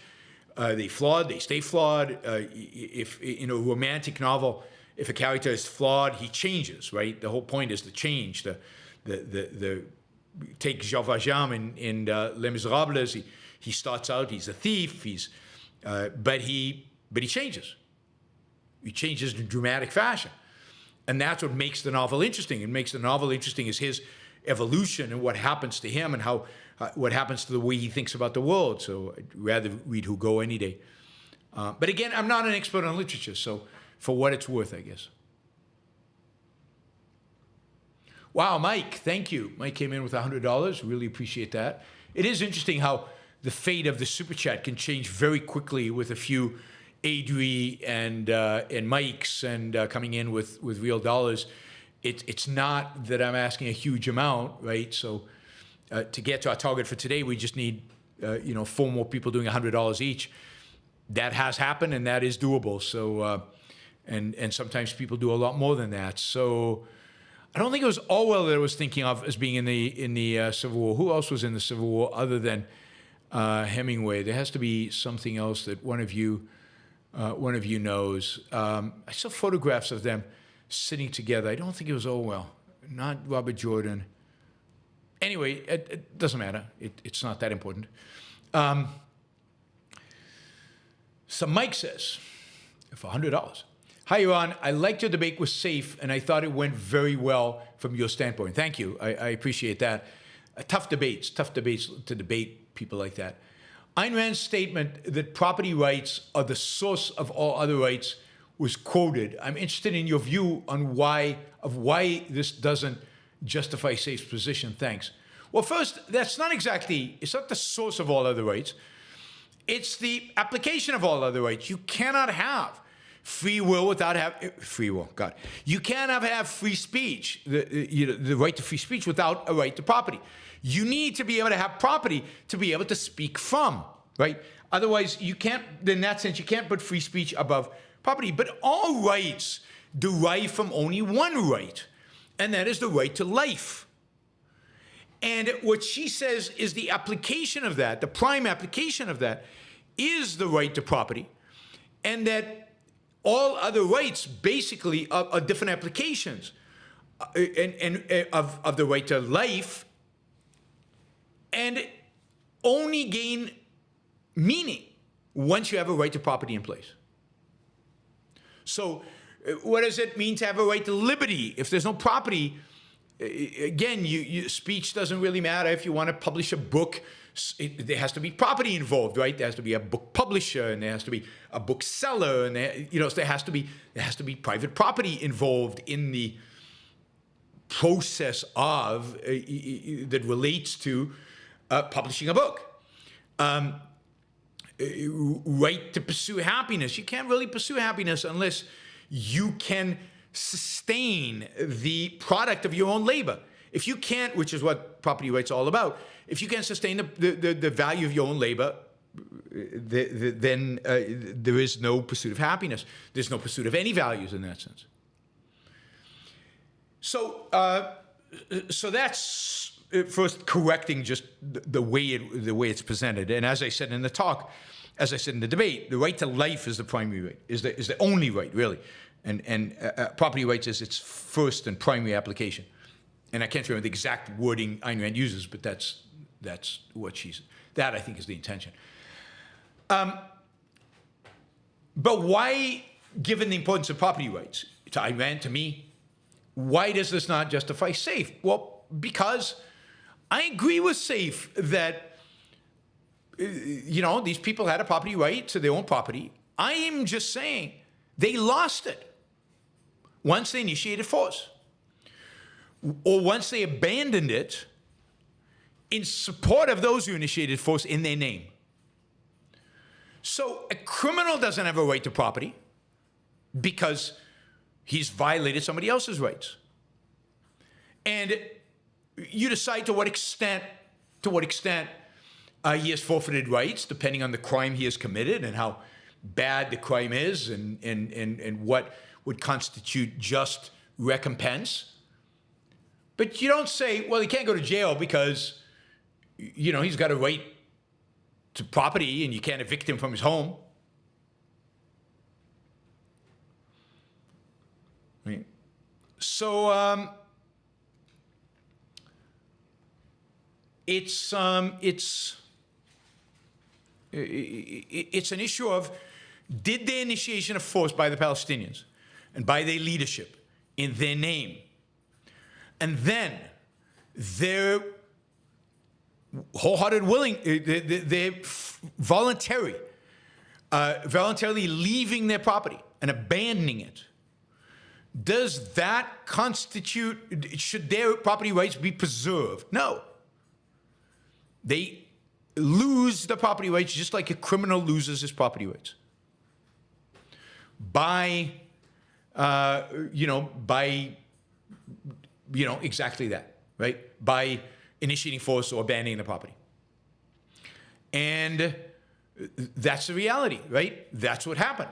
Now, in cases where there were Arabs who were unjustifiably evicted from their property, unjustifiably meaning they didn't initiate force, they weren't doing anything, they weren't on, they didn't initiate force. And they weren't supporting those who initiated force. And evicted from their property, they have a claim. I'm not denying they have a claim. But that is the tiniest minority of refugees. Most of refugees, one, initiated force, B, abandoned their property, just abandoned it without being told to abandon it by the Israelis. They were told to abandon it by their own leadership. So his position is false on the basis of property rights. So on the basis of a proper perspective on property rights, his position is false, because once you abandon your property and once you initiate force from that property, you negate all right to that property. So property rights are not, my grandfather had this piece of land, it's going to be in my family forever no matter what I do. It doesn't work that way. If you initiate force from that property and then run away and abandon it, then yeah, somebody else will occupy it. There's plenty legitimate abandonment laws out there. So there's no so again, I think it's on his basis, on his premise of a defense of property rights, that I reject his position. Thank you, Mike. Really appreciate that you thought I did well and that you had follow-up questions. Happy to have other follow-up questions from that debate. I know it's historically a complex issue. I don't think it's morally that complex, but I think historically it's a complex issue. Happy to try to resolve or deal with any questions you guys might have on it. All right. Hunter, $50. Thank you, Hunter. Really appreciate it. All right, you guys are coming through. So let me just clarify my point about, the money coming in. This week, I'll just say it's been disappointing. It's been below my expectation and below, but it hasn't been dramatically below the previous system, the previous schedule. And last week was very good. So I don't know if it's anything about the schedule. Also, but there are a lot of factors to consider. Maybe we'll have to shift the schedule again. Fewer people are listening live, which might explain part of the Super Chat issue. So one of the questions is, why are fewer people listening live? Maybe it is that there's a certain subsection of my listeners who significantly prefer evening shows because they can listen to them after work, which I completely understand. And I have to take that into account. Maybe I'll have to do a weekend show to capture those people, or maybe one more evening show. I'm experimenting, but let me just say, the show is not going away. The show is not going away. There's at least not at the level of support you guys are providing, not just here, but also on a monthly basis, which is where most of the support comes from. Hunter, thank you, Hunter. Ayn Rand wrote positively about Dostoyevsky. Jordan Peterson often references his novels. You said you're not the right person to ask about literature, but I'm interested in your take on the representation of values and love in the Brothers Karamazov. God. Ayn Rand and Jordan Peterson, maybe like Dostoevsky, for some of the same reasons, but philosophically the exact opposite. So Ayn Rand, like Dostoevsky, because of the fact that Dostoyevsky presented the world with deep moral conflicts, right? With real conflicts that related to real characters that were engaged in real challenges. So he was a real romantic. He's very malevolent, so he's very opposite of Ayn Rand and in a sense opposite of Hugo. And his characters often choose the wrong things and come to all the wrong conclusions, and they're dramatically flawed. They're dramatically flawed. I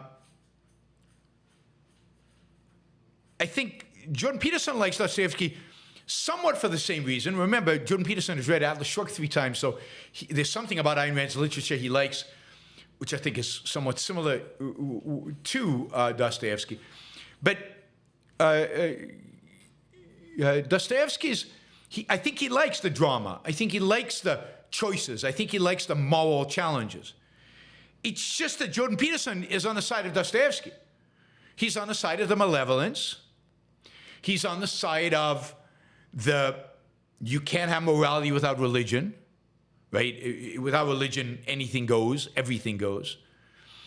And values are not attainable. Personal values, happiness is certainly not attainable. I think that is all consistent with Dostoevsky and Peterson. I think in that sense, Peterson is very dark, just as Dostoevsky is very dark, right? They're both dark. They both view human beings as fundamentally dark, and this relates to, I think, Dostoevsky's view of values, in that is they're really, not attainable because they're not of this life, because happiness is not attainable, so the standard by which values are measured are not attainable. This life is mostly about oppression, suffering, the bad stuff. So that is my understanding of Dostoevsky. And so I don't know, Hunter, if that is satisfying. As I warned you before you did the $50 contribution, which I really, really appreciate, so thank you. I'm not an expert on literature, and the Brothers Karamazov is something I read in the 80s, which is 40 years ago, so it's not something at the top of my mind. I probably should read it again, but, I should probably have somebody who's more versed in Dostoevsky than I am. So let me think about that. Maybe on one of the Monday interview shows, we get somebody who does literature, because I don't do it, right? I don't do literature. I'm not good at it. I don't remember, because a lot of the great novels that are worthy of analysis and thought, I read a long time ago and can't remember enough. Steph, first-time contributor. Thank you, Steph. Yes, I see. Celebrate first super chat on live stream. Thank you, Steph. Really, really appreciate it. Thanks for being here and participating. Let's see. First-time contributor. We are taxed to death in Canada by our benevolent government and being told it's for our own good. All taxes are always for your own good, you are told. And most people believe that's why they tolerate it. How do we fight this and convince others this is not just wrong for practical reasons? But the fundamental issue is morality. The fundamental issue to fight, the fundamental issue to deal with is that they have no right to tax your money at all. It's your money. That is, this goes back to the previous question of property rights. One has to defend one's property rights and one's right to life and one's right to one's own time and one's own effort and to fruits of one's own labor. Those fruits should not be just dished out to whoever makes the most noise. The individuals. So one has to fight for property rights.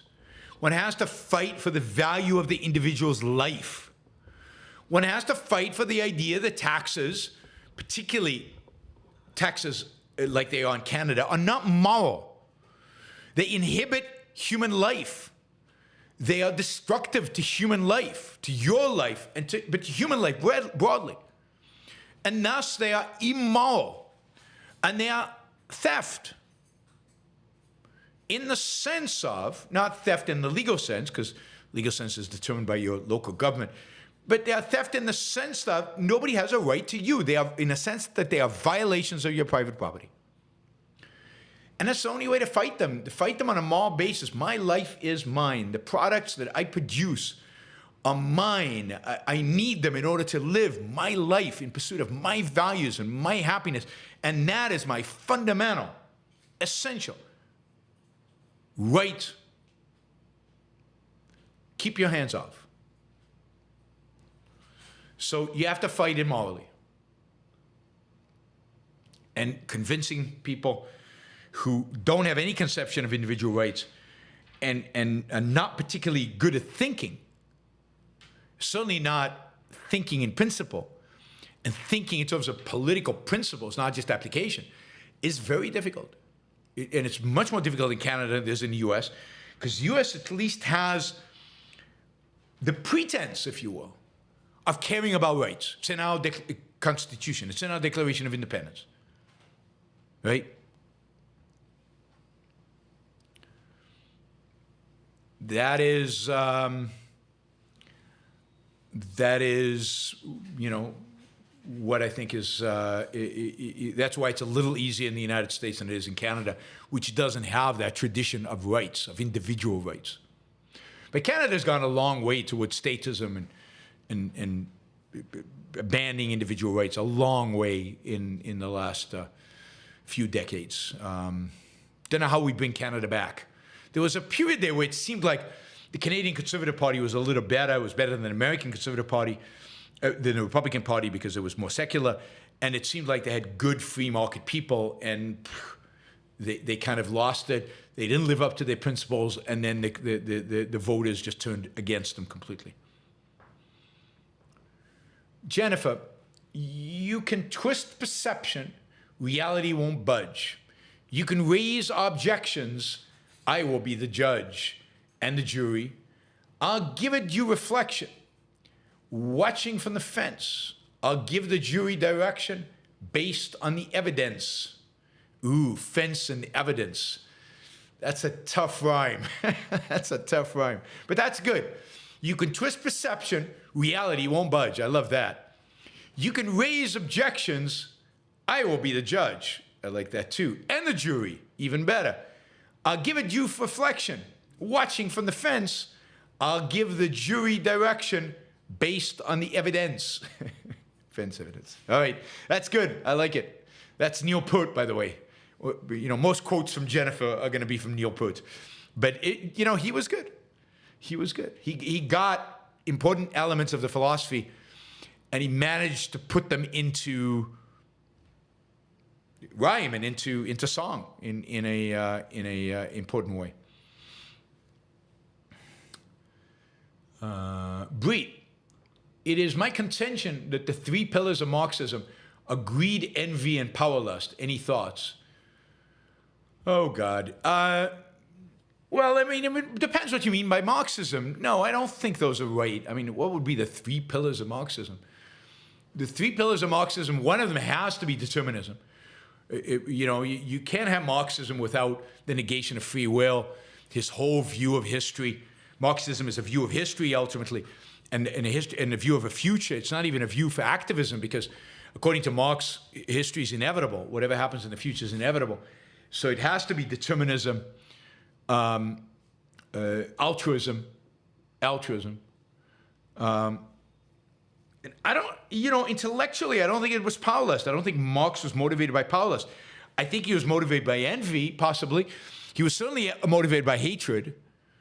So something about determinism, you know, I haven't thought about this. This is a good question for Nikos. Nikos is doing a course for Ayn Rand University on Marxism. Actually, it'd be great to have him on the show to talk about his Marxism course and what we can learn from Marxism. And that would be a good question to ask him.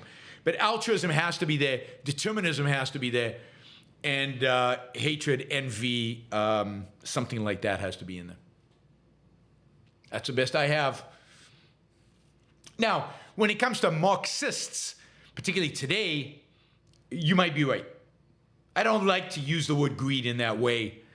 I prefer to use the word greed in a positive way, like Ayn Rand sometimes does. So I don't like to use it in a negative sense to describe the bad guys. Buster Jones, a good friend of mine, thinks society as of late may be breaking down. In your opinion, would you say that holds water? Yeah, I think so. Society is breaking down. This is the disintegration that the epistemological disintegration that leads to cultural disintegration that Leonard Peikoff talks about in DIM. I think ultimately that will lead to integration, misintegration, if you will, under some kind of authoritarian regime. So society disintegrates and then comes together through an integration, but typically a misintegration. So interesting, right? Interesting how that happens and how that comes together. But it basically is very much following the pattern Leonard Peikoff lays out in the DIM hypothesis. All right. By the way, we're only like $8 short of what the goal would be for a 2-hour show. We're now 2 hours in, so $8, and we get to $8. We get to where we should be for the second hour, and we're right on track. Ori, I think Gaza is such a clear case of the corrupting influence of altruism has on the recipient. Recipient. Anyway, it never could have gotten to the state that it did without the rest of the world bailing it out from the consequence of its ideas. Of course, I mean, this is the United Nations gave them money. The United States gave them money, some of it through the United Nations, some of it directly. Qatar gave it money while being sanctioned by the United States and helped by the United States. So Qatar didn't give it money under the table. Qatar gave it money with thumbs up from the United States. Iran obviously gave it money, that not with U.S. support, but still, but with U.S. at the very least turning a blind eye to it and never demanding that they stop. Everybody gave them money. The European Union gave them money. You're absolutely right. Gaza generally and the Gazan war in particular, all reflections of global altruism. And it's a reflection of Israeli altruism, that the fact that the electricity in Gaza was provided by Israel, the water in Gaza was provided by Israel. Israel is allowing food to be brought into Gaza and to feed its enemy as it's fighting it. I've never heard of a war where you're supposed to feed the enemy. Right?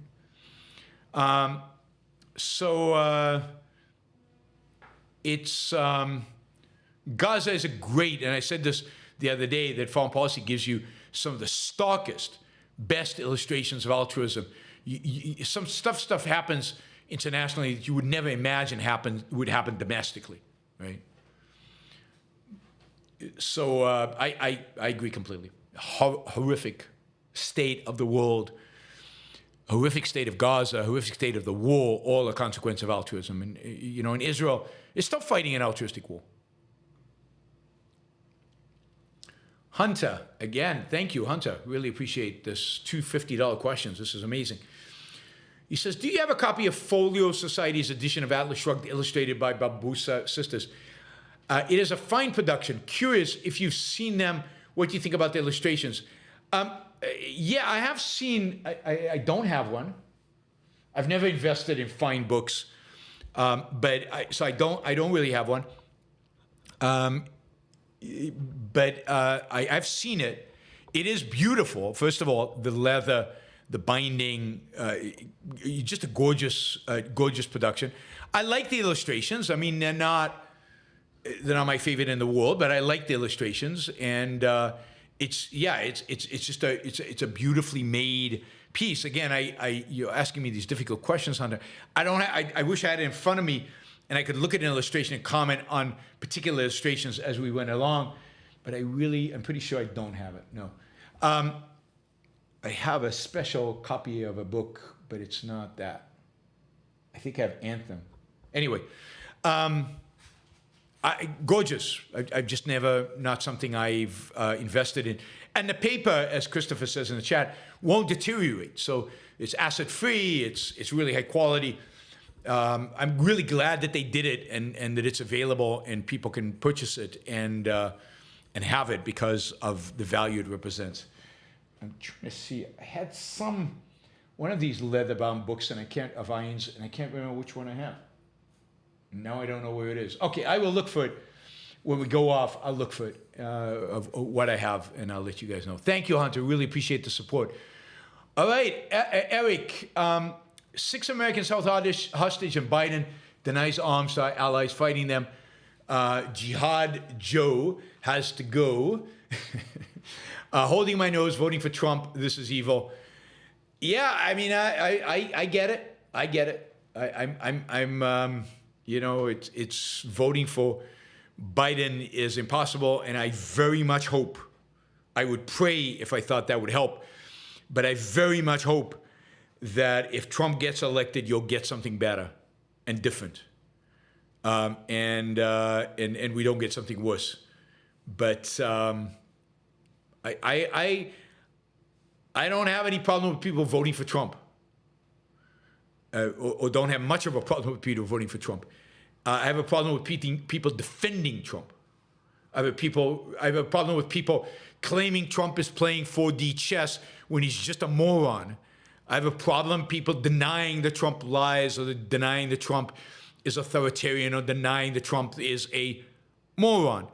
If you're willing to admit Trump's a moron, and or you're willing to admit that he is a pragmatic, nasty, horrible, president and human being, and then say, but he's better than Biden given what we've seen of Biden, then fine. Then I'm fine with voting. But that's not what Scott, for example, says. Scott defends Trump. Every time I attack Trump, oh God, he's attacking Trump again, and all that stuff. It's exactly not, you're holding your nose and voting for Trump. But there are a lot of people out there who are not holding their nose. They will tell you in polite company that they're holding their nose because they don't want to seem like MAGA crazies. But they are not holding their nose. Scott is not holding his nose.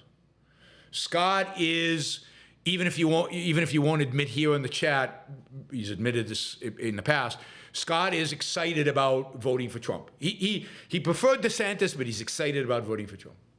And a lot of people are. And again, they won't tell you that because they're a little embarrassed by it. But that's what it is. So I get holding the nose. Ernest Hemingway and Martha Gellhorn were in the Spanish Civil War.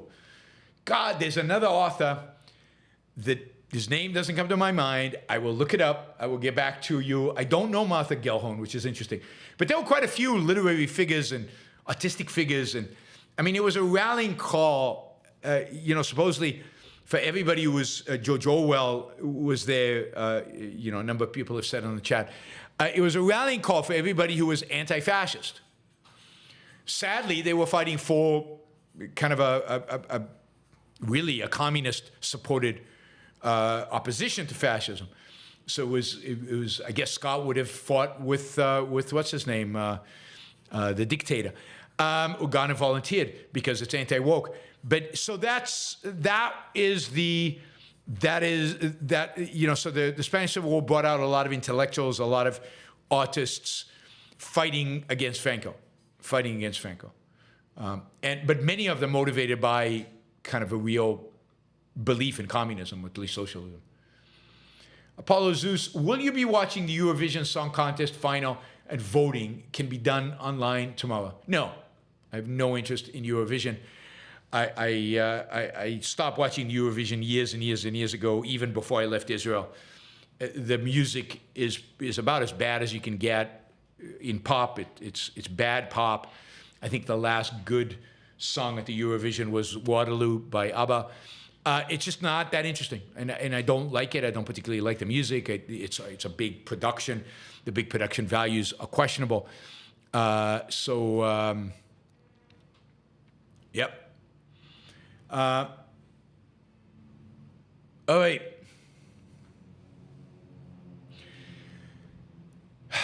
What do we need to do? One, if you want to ask me questions, The Super Chat feature is there to ask me questions. So I see Thomas has a question for me, but I can't read that question. And I'm not going to answer it, given that other people are spending money to ask me questions. You need to, too.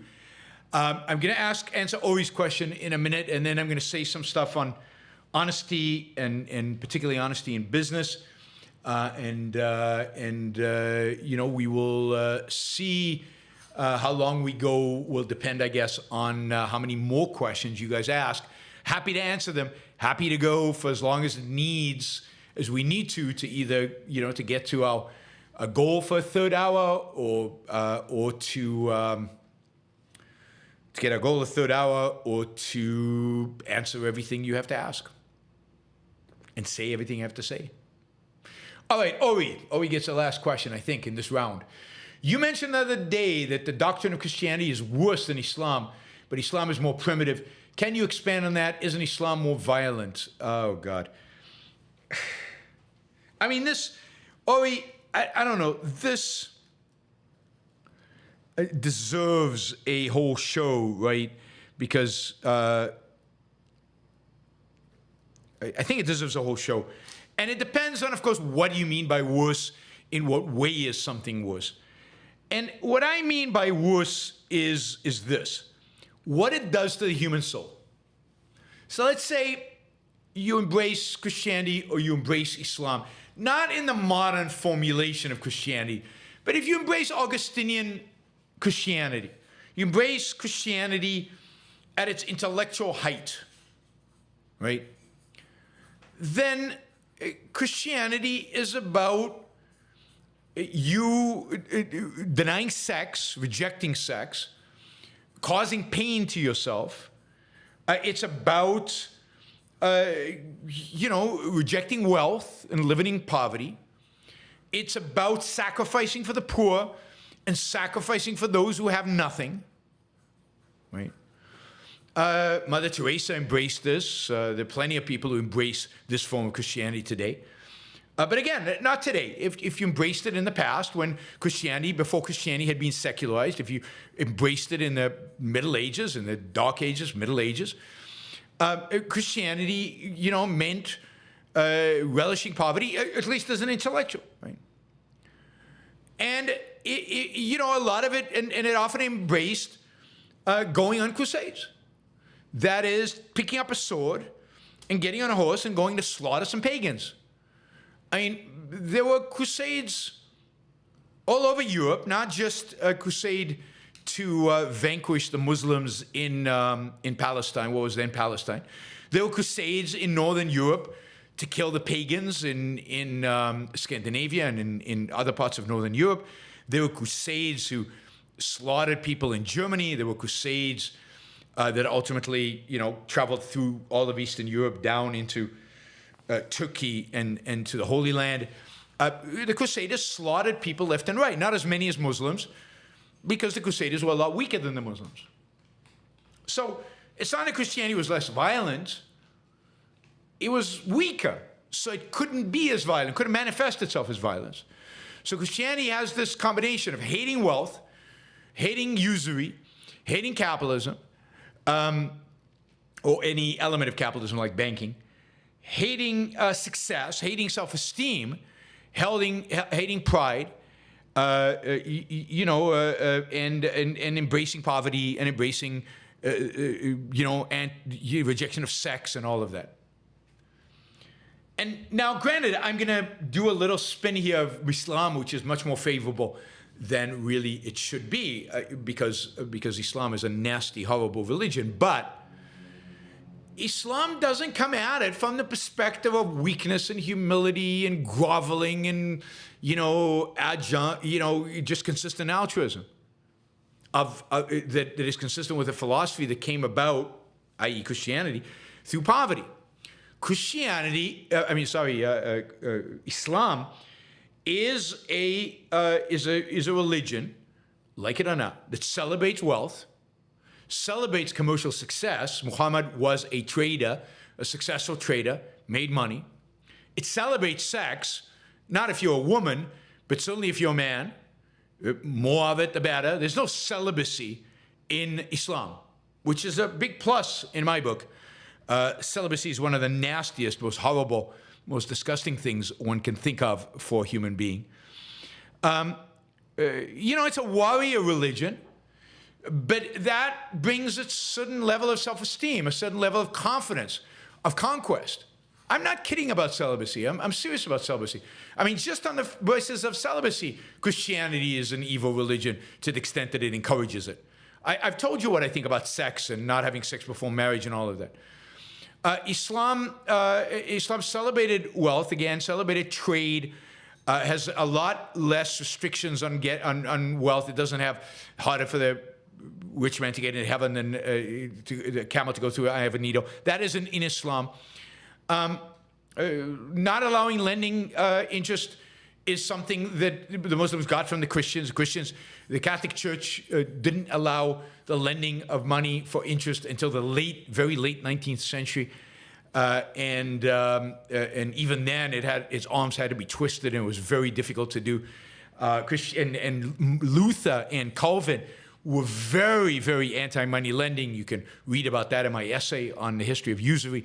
They were very anti-money lending. I'm comparing at the origins. Again, it's all at the origins. If you have to compare it now, Christianity's a million times better. That's not the comparison I was asked to do. I was asked to do, at its origins, at its essence. At its essence, Christianity, I think, is worse. I can't think of a worse religion than Christianity at the essence of it. I think at the essence, Judaism is the best. Christianity is the worst, and Islam is in the middle. And Islam went through a golden age.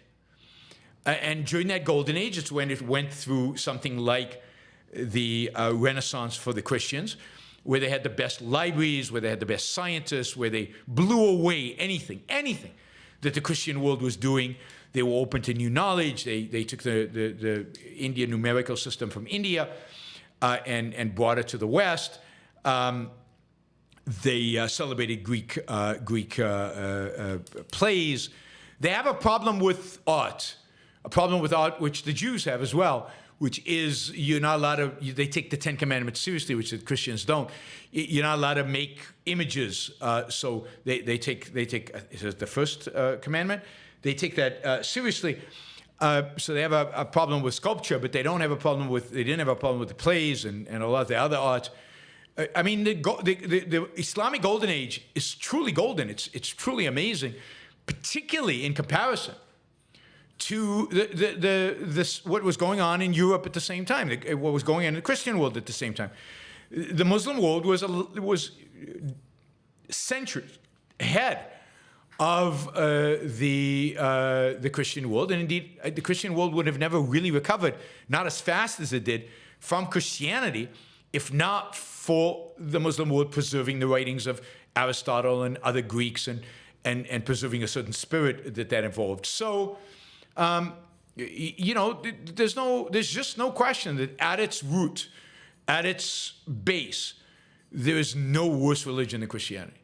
Now, you could say that the great virtue of Christianity is that it has been open to vast interpretation that lends it to being flexible to adapt to modernity, at least since the Renaissance. So that is the one virtue Christianity has.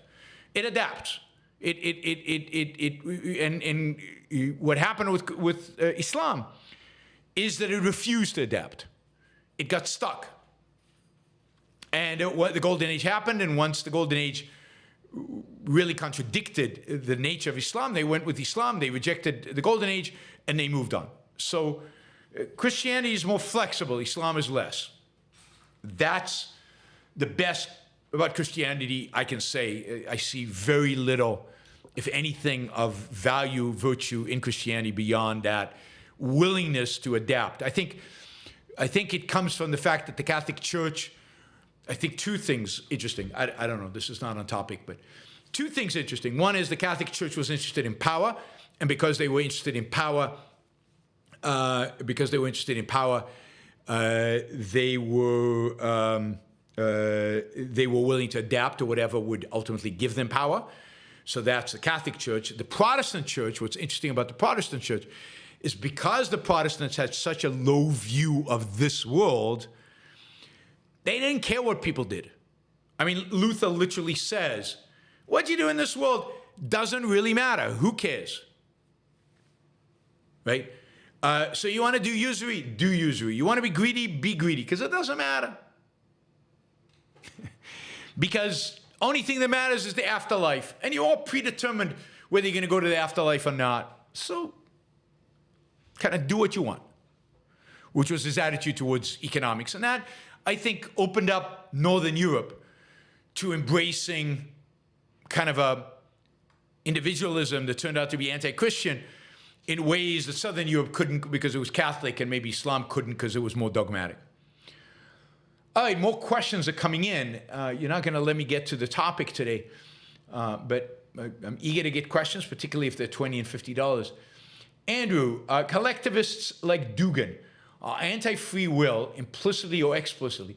He regards as important that man has the same physical traits as other men, but unimportant or false that that only an individual makes choices. Yeah, he doesn't see it that way. You make choices. You're really guided by the community and by tradition, by other choices other people made. So what you think is an independent choice is not an actual independent choice. But he is very much against free will. He's absolutely against free will. He's a mystic. He's a Christian Orthodox, a super mystic who has real Dark Ages mysticism and rejects the whole idea of individual free will, individual choice, individuals determining their own destiny, individuals shaping their own soul. Ayn Rand's conception of the individual building his own soul. They reject that completely. Dugan, rejects that completely. He is almost the worst of all worlds. He's the worst of the left and the worst of the right. The Nazis were like that, right? National socialists. He's a national socialist but deeper in his philosophy. He's a mixture of the worst elements of left and right, because he's also postmodern. Florida Nick, trip idea for Florida. Florida Southern College in Lakeland, Florida has the world's biggest single site collection of Frank Lloyd Wright buildings. Full tours are only $75. You mean they have rebuilt his buildings on site? That's pretty amazing. But yeah, sounds good to me. Next time I'm in Florida, or sometime, I'll go just to see the Frank Lloyd Wright buildings. Worth a trip in and of itself. Thank you. Thank you, Florida Nick.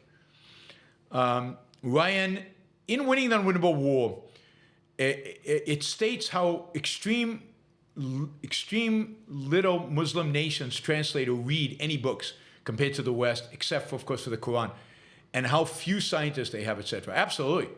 I mean, the Muslim world after really the 13th, maybe 14th century in Spain, 14th century, the Muslim world basically died. I mean, no progress, nothing. It's the same as the Christian world was in the Dark Ages. No books. Remember, books weren't translated in Christianity either. They were in Latin, and almost nobody understood Latin. In the West, most of the books had originally been written in Greek, in ancient Greek. Most of the old books, even the old Christian books, were all in Greek. And there was very little translation except for religious texts. There was nothing going on forever until they discovered the Muslim libraries in southern Spain, and they brought those translations and they started translating those. But Christianity was in the same state as Islam is today. Just it was 1,000 years ago when Islam was the opposite. During the golden age of Islam, they were the biggest translators in the world. That's who saved the libraries of Greece. Not the Christians who burnt the library in Alexandria, but the Muslims who preserved libraries and translated libraries and brought those libraries to the West. And luckily, the Moors conquered Spain, built magnificent, unbelievable castles and libraries in Spain, And when the Christians took it back, they got those libraries and brought them back to Aquinas and others. So Islam, basically died really once the Christians took Spain. Intellectually, there was nothing after that. I mean, the number of achievements that Muslims have made in any field of science since the fall of, I don't know, what was Granada or whatever the last bastion of Islam was in Spain, is zero. Maybe something in Iran. Iran has always been kind of a separate, superior culture and civilization. But the Muslim world has contributed nada since then. But a lot before that. Yeah. Militarily, they were still strong, at least in the form of the Ottoman Empire. But, the intellectually, well, I mean, inoculation against smallpox. I think it was against smallpox. That was discovered under the Ottomans and, copied by the Europeans. But there's very little. All right.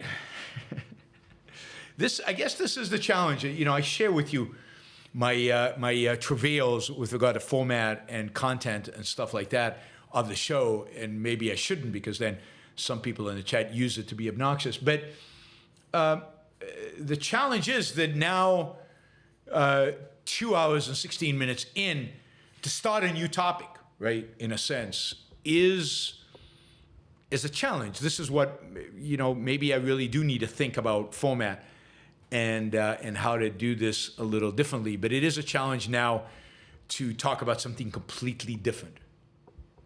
Switch. And it's a challenge for you, I think, listening. And it's a challenge for me doing it. I'll just comment on this, which we're not talking about criticism. We're talking about being obnoxious. There's a difference, and you should know there's a difference. Andrew says I should just riff on the headlines, which is what I've done up until now. But I think if I just do news, there's a certain element of the show that I think is missing. I mean, I think a lot of you enjoyed the Rules for Life, and I have promised to get back to doing some of that. A lot of you enjoyed some of the other shows where I've done commentary on Dugin or commentary on other things. The challenge is to make that mental shift rather than say, okay, I'll see you in a few hours and we'll talk about honesty in a few hours, and then everybody, you as an audience and me as the speaker, can make the mental shift and go deeper into those topics. So I need to figure out how all this fits together. Anyway, in the context of Rules for Life, I thought, and also, if you remember years ago, a long time ago, I did a whole series on the virtues, and we've talked a lot over the years about honesty, and honesty is an important one. So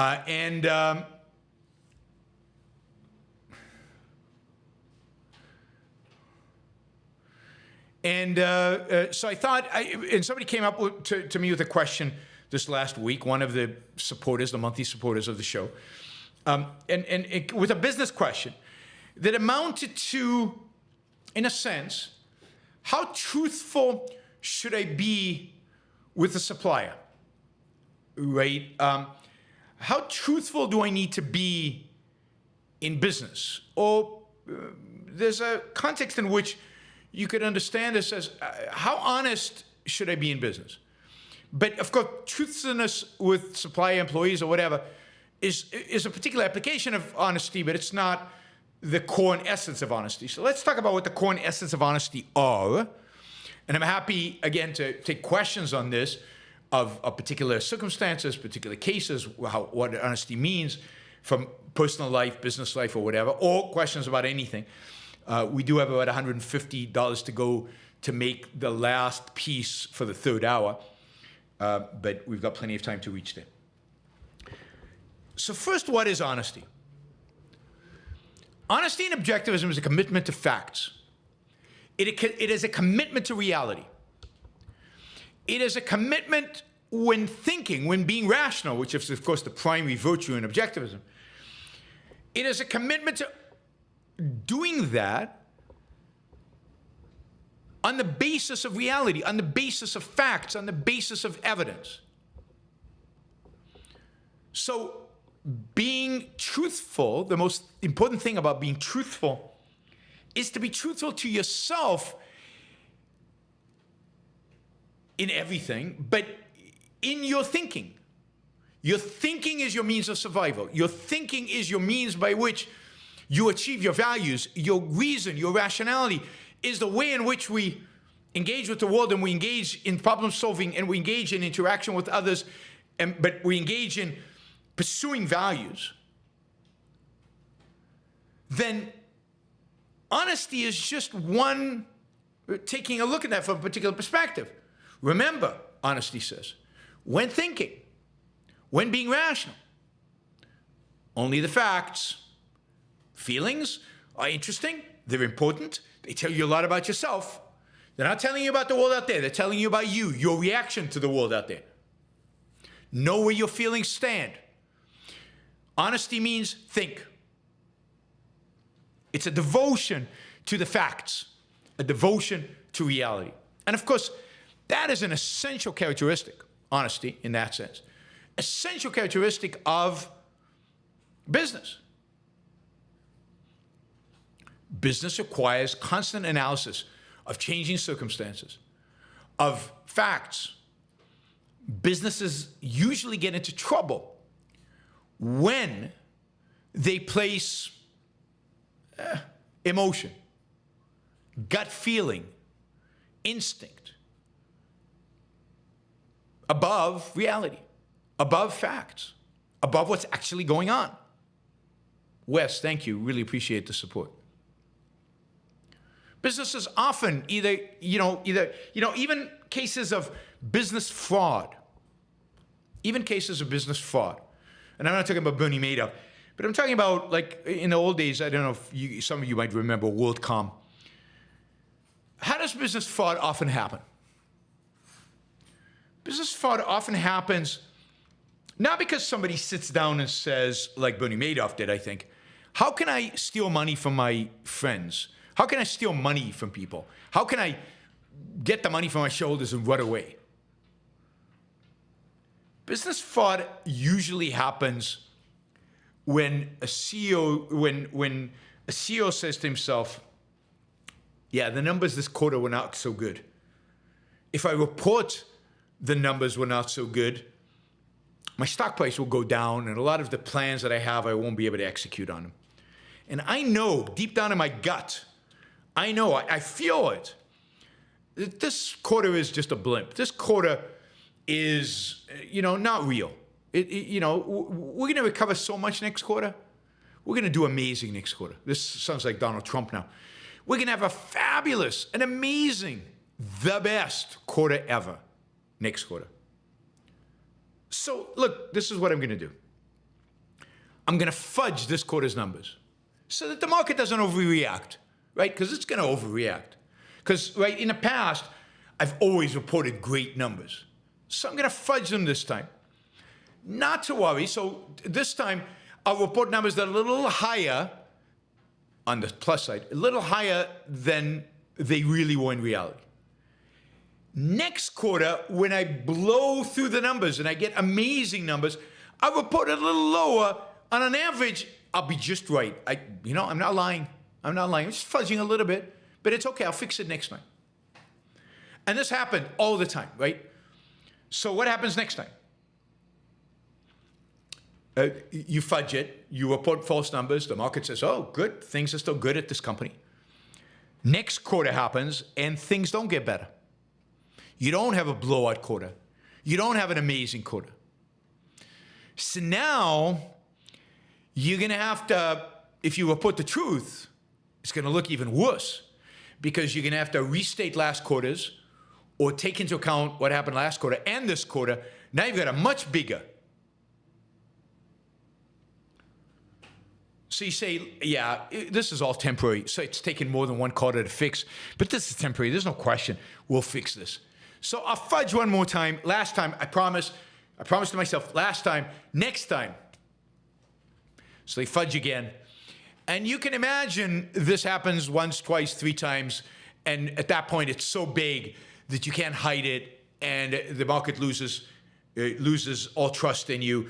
Your stock collapses. And then people start looking at the books and they say, wait a minute, you fudged the numbers last 3 quarters. We fire you, and off to jail you go. And that's what happened with the CEOs of WorldCom. And there was a famous case of a guy from Barings Bank who was sitting in Singapore, I think, and trading the Japanese Nikkei. He was trading Japanese futures. And he lost a lot of money. He lost a lot of money one day. And he could have reported to his bosses that he lost a lot of money. And they would have said, you know, don't do that. Bad thing. Not good. You're not going to get a bonus this year, right? But okay, do better tomorrow. But he didn't. He hid it from his bosses. So the next day, in order to make up for the losses, he took more risk. This time he lost again. Now he's lost a lot of money. Now maybe if he tells his bosses and reports it, he gets fired. So he doesn't. He takes even more risk. And he triples down. And he loses again. Now, not only is he fired, but he's going to jail. And this is a true story. I forget the guy's name. It was Barings Bank. I think ultimately he lost so much money.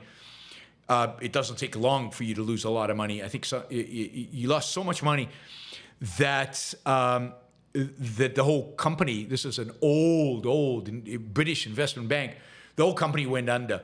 And a big part of the problem was that they had no control. They had taken a 24-year-old or something, put him in Singapore and letting him trade whatever he wants. And the controls were completely shoddy. Nick Leeson was his name, Apollo Zeus tells us, and I think he's right. Anyway, that is how typical fraud happens. It happens because people don't stick to principle. I won't lie. And when the numbers are bad, I'll report bad numbers. And when the numbers are good, I'll report good numbers. And I won't try to convince myself. I won't try to go on emotion, go on gut feeling. I'll report the numbers as they are. I'm committed to honesty. I'm committed to reality. I'm committed to facts. My beliefs, my speculations about the future, not facts, not reality.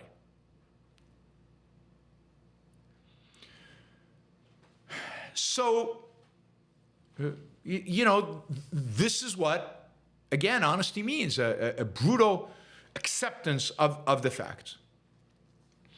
And commitment to it, and a commitment to living by that principle, and a commitment to sometimes taking the knocks when,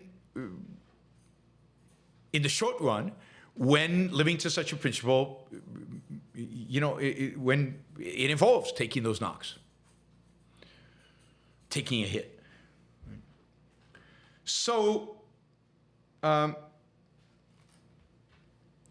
honesty means commitment to facts.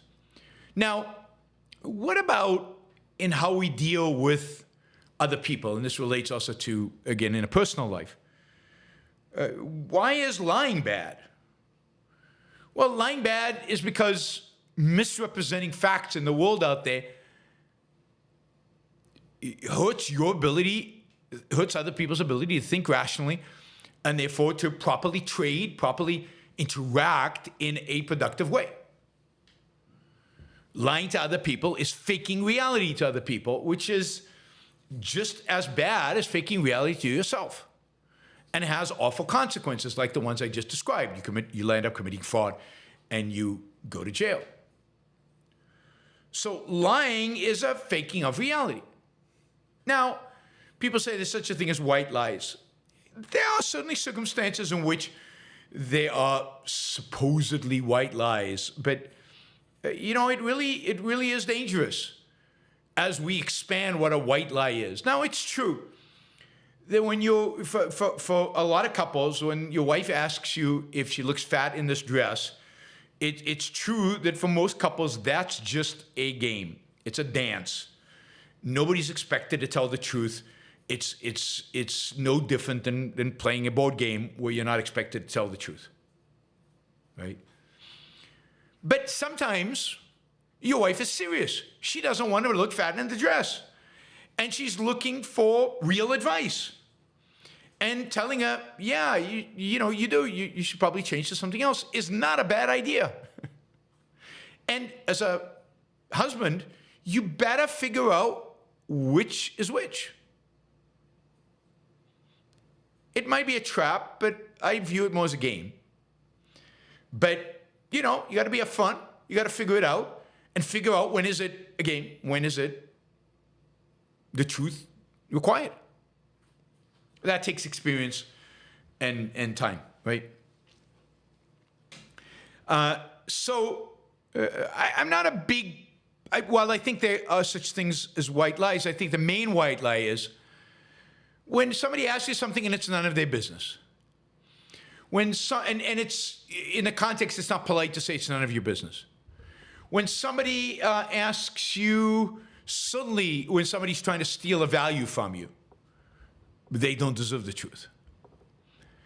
But those are the contexts in which lying is appropriate, when somebody is trying to get a value from you inappropriately.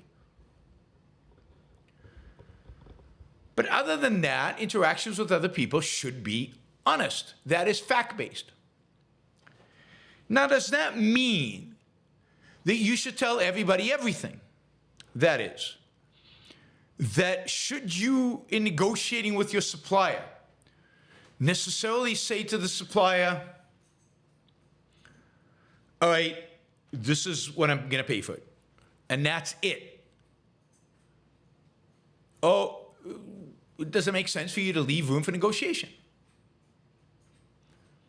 I think it certainly makes sense to, you might say, oh, this is my final offer, when you're kind of prepared to make another offer. Again, there's a game aspect to this. There's an expectation. You're not lying by saying that. It's more like the example of the dress, right? But you are telling the person you're negotiating with, we're getting close. I'm not going to budge much more than this, even if I will be willing to nudge a little bit. So context really matters. But, the example I had was, I don't want to give the exact example, but I remember an example I had with a company in the tech business that I was doing seminars, business ethics seminars, and this always came up because the question was, how truthful should I be with my supplier, right? So my product runs perfectly up to a certain tolerance. There's certain tolerance beyond which it doesn't. And do I need to tell them? And the answer to that is, it depends. Is that acceptable in the industry that everybody knows? Well, it's up to a tolerance, but it's not under any circumstances. Then you don't have to specify. They can ask, and you can either give them information or tell them that's a trade secret or whatever. You're not going to lie about it. You're not going to deceive them, but you might not tell them. That is, there's no obligation in life or in business to give people all the information, everything that you know about something. How are you feeling today, Yaron? Well, actually, my knee hurts and my hip, and I've got a bad back, and my shoulder's giving me a lot of trouble. I could spend a half an hour giving you in great detail the exact everything what I feel today. You didn't ask me, and you don't want to know, and it's none of your business. So you've got to calibrate what you tell people to what they need to know, what's important they know, what is important for their decision-making to know. So, for example, if I'm selling you something, I don't have to tell you everything about the product, but I should tell you everything that I think is relevant And I should answer any question you have, truthfully. But I don't need to tell you every last little thing that's going on. I mean, the question I had this week was more about, there's a situation where the company cannot pay its supplier the full price of what it promised a few years ago in a contract to pay. The reality is the market won't stand that price. And, you could fudge an answer and make up something, and I can't pay you. Bottom line is I can't pay you that amount. Or you could go to the supplier, and I think this is the right way to do it, and say, look, here's the circumstances. I can't take on this shipment because then I'm wiped out. I lose my business because the market won't tolerate this price that exists today. I don't want you to lose your business by me not paying you anything on it either, because that's what would happen if I just walk away or if I file for bankruptcy or something like that. Why don't we sit down and figure out what's fair here? And let me tell you what I think the market can tolerate, and therefore how much I could pay you, where I still make something and where you get a significant amount back, even though it's not as much as you expected. So the idea is, let's talk about the context. Let's talk about the situation, and let's take what looks like a lose-lose situation. Let's take what looks like something where nobody wins and turn it into a win-win. Not as big of a win for me or you as we expected, but the best deal we can have, the most win-win we can create right now.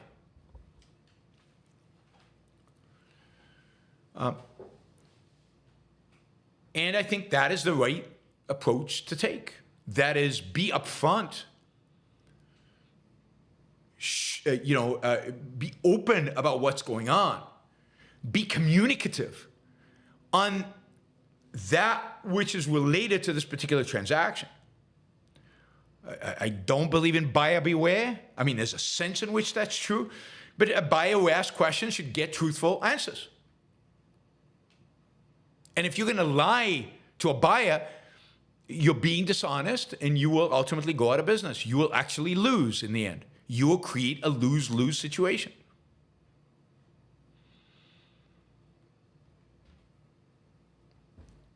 So,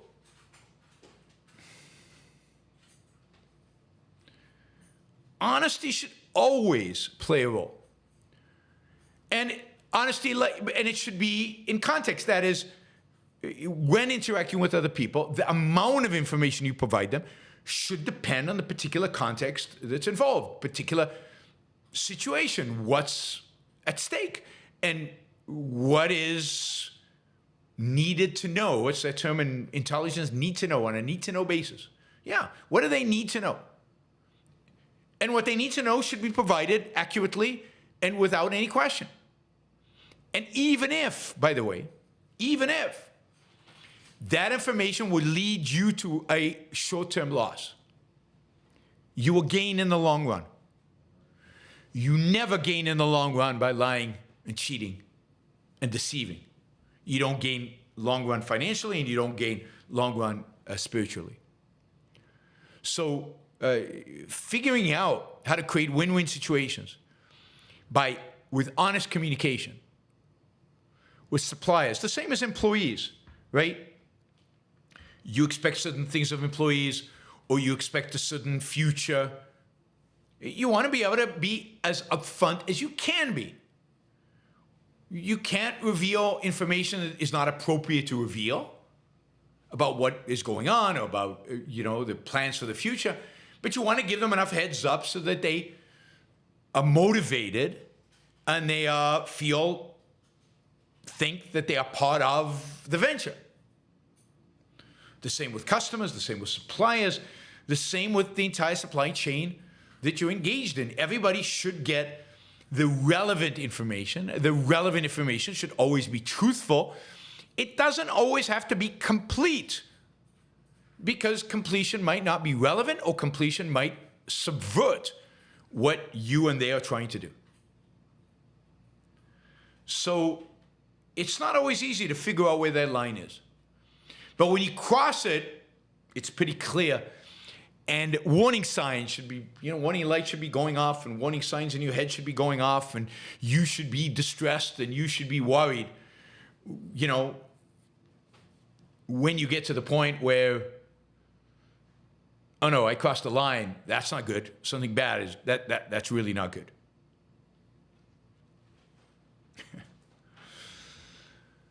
All right, so honesty is a winner. Honesty is the path to generating wealth, and it's a path to generating a good life. You cannot achieve wealth and a good life without a commitment to reality, without a commitment to facts. Honesty, you cannot achieve real happiness, real wealth, without being fundamentally honest. And here again, I refer to honesty in the broad sense of a commitment to fact to yourself and to others. But to others, it's the facts that are relevant. To you, all facts are relevant. All facts that are relevant, right? All facts that the context requires are relevant. So in a sense, it's for both parties, it's context determined what is relevant. And given what is relevant, you should be always honest about it. Explicitly lying and using lying to achieve something, to achieve a value, will always backfire. It will backfire in the corruption of your own mind. It'll backfire in that people will discover it and not want to deal with you. I don't remember if I told you the story of the same group that tech company that I was talking about honesty with. I gave this example of, the guy working late at the company and, not working late at the company, going out drinking with his buddies and coming home and telling his wife, well, I had to work late at the company. Sorry, I'm late. I was working, right? How can she object to that, right? And this happened a lot. And I said, look, if you do that, think about how much lying you have to do in order to get away with that one lie, right? It seems like one simple lie. But the reality is that you're lying to your wife, but you also have to tell your buddies that you lied to your wife so that they know not to talk about the night you went drinking in front of her, and that if she asks them about that night, they know that you were working. So they have to be in on it. Now they have to remember your lie, and they have to remember to lie in the right context. And then you have to remember on which evening you lied, what the lie was about. I often say that as I get older, I find remembering what I did last week hard enough. That remembering reality hard enough. But if you load that on, now I have to remember what actually happened. And my lying about it, I just don't have the capacity to retain all that. And as a consequence, I'm going to screw up, right? So lying leads to more lying. It leads to massive self-destruction, self-destructive energy exertion on things that are self-destructive. The funny thing is, I gave this example. And one of the things I said was, you have to tell your boss, just in case your wife, and somebody raised their hand, she says, no, this really happened. We'd go out drinking, and this guy was lying to his wife, and then the wife called up the boss one day, and she said, how come my husband is working extra hours? What do you have against him? Why is he staying over and working late, all these nights? This is ridiculous. And the boss went, no, he's not. He's not working late. Now, you can imagine the kind of trouble you would get with your wife on that. Now, try to convince the wife that you went out drinking. Now she thinks you're having an affair, or who knows what you're doing. Once you've lied like that, how do you recover from that? How does she not know that the lying is just going to go on and on and on? And how does she know what reality actually is? How does she know how to trust you and when to trust you? I think there was a lot of initial work. Oh, I don't know what that is. So lying is incredibly self-destructive. And honesty is simple because honesty is about reality. It's about fact. It's about what actually happened. The only thing you have to overcome sometimes in being honest with somebody is the emotion of, I don't know, upsetting them, making them feel bad, you feeling bad. But that's emotions. And reality and reason have to trump emotions. Facts, reality, honesty, that's what should guide your life. That is the principle if you want to live a good life. So we all know reason, rationality is the way to is our means of survival, our means of thriving, and our means to achieving happiness. That entails a ruthless commitment to truth, a ruthless commitment to facts, a ruthless commitment to reality. And that's basically what the virtue of honesty means. All right. We have a few Super Chat questions around this, but we still have like 15 minutes, so you can ask some more questions and help us get to our target for today. All right, Gail. It seems more and more ideas are being driven by the mainstream. Do you think that is true? No, I mean, I think the mainstream is driven by ideas, and the ideas that are yeah, I'm not sure I even know, because the mainstream is moving, right? The mainstream, for example, is much more left today than it used to be. But what made it mainstream? What made it mainstream is ideas that were outside of the mainstream ones, were taught, repeated, argued for over and over and over again, and became mainstream through repetition, through the advocacy for those ideas by certain people. So ideas are what shape the mainstream. Ideas are what create the mainstream over time. Right? Hopefully that answered the question.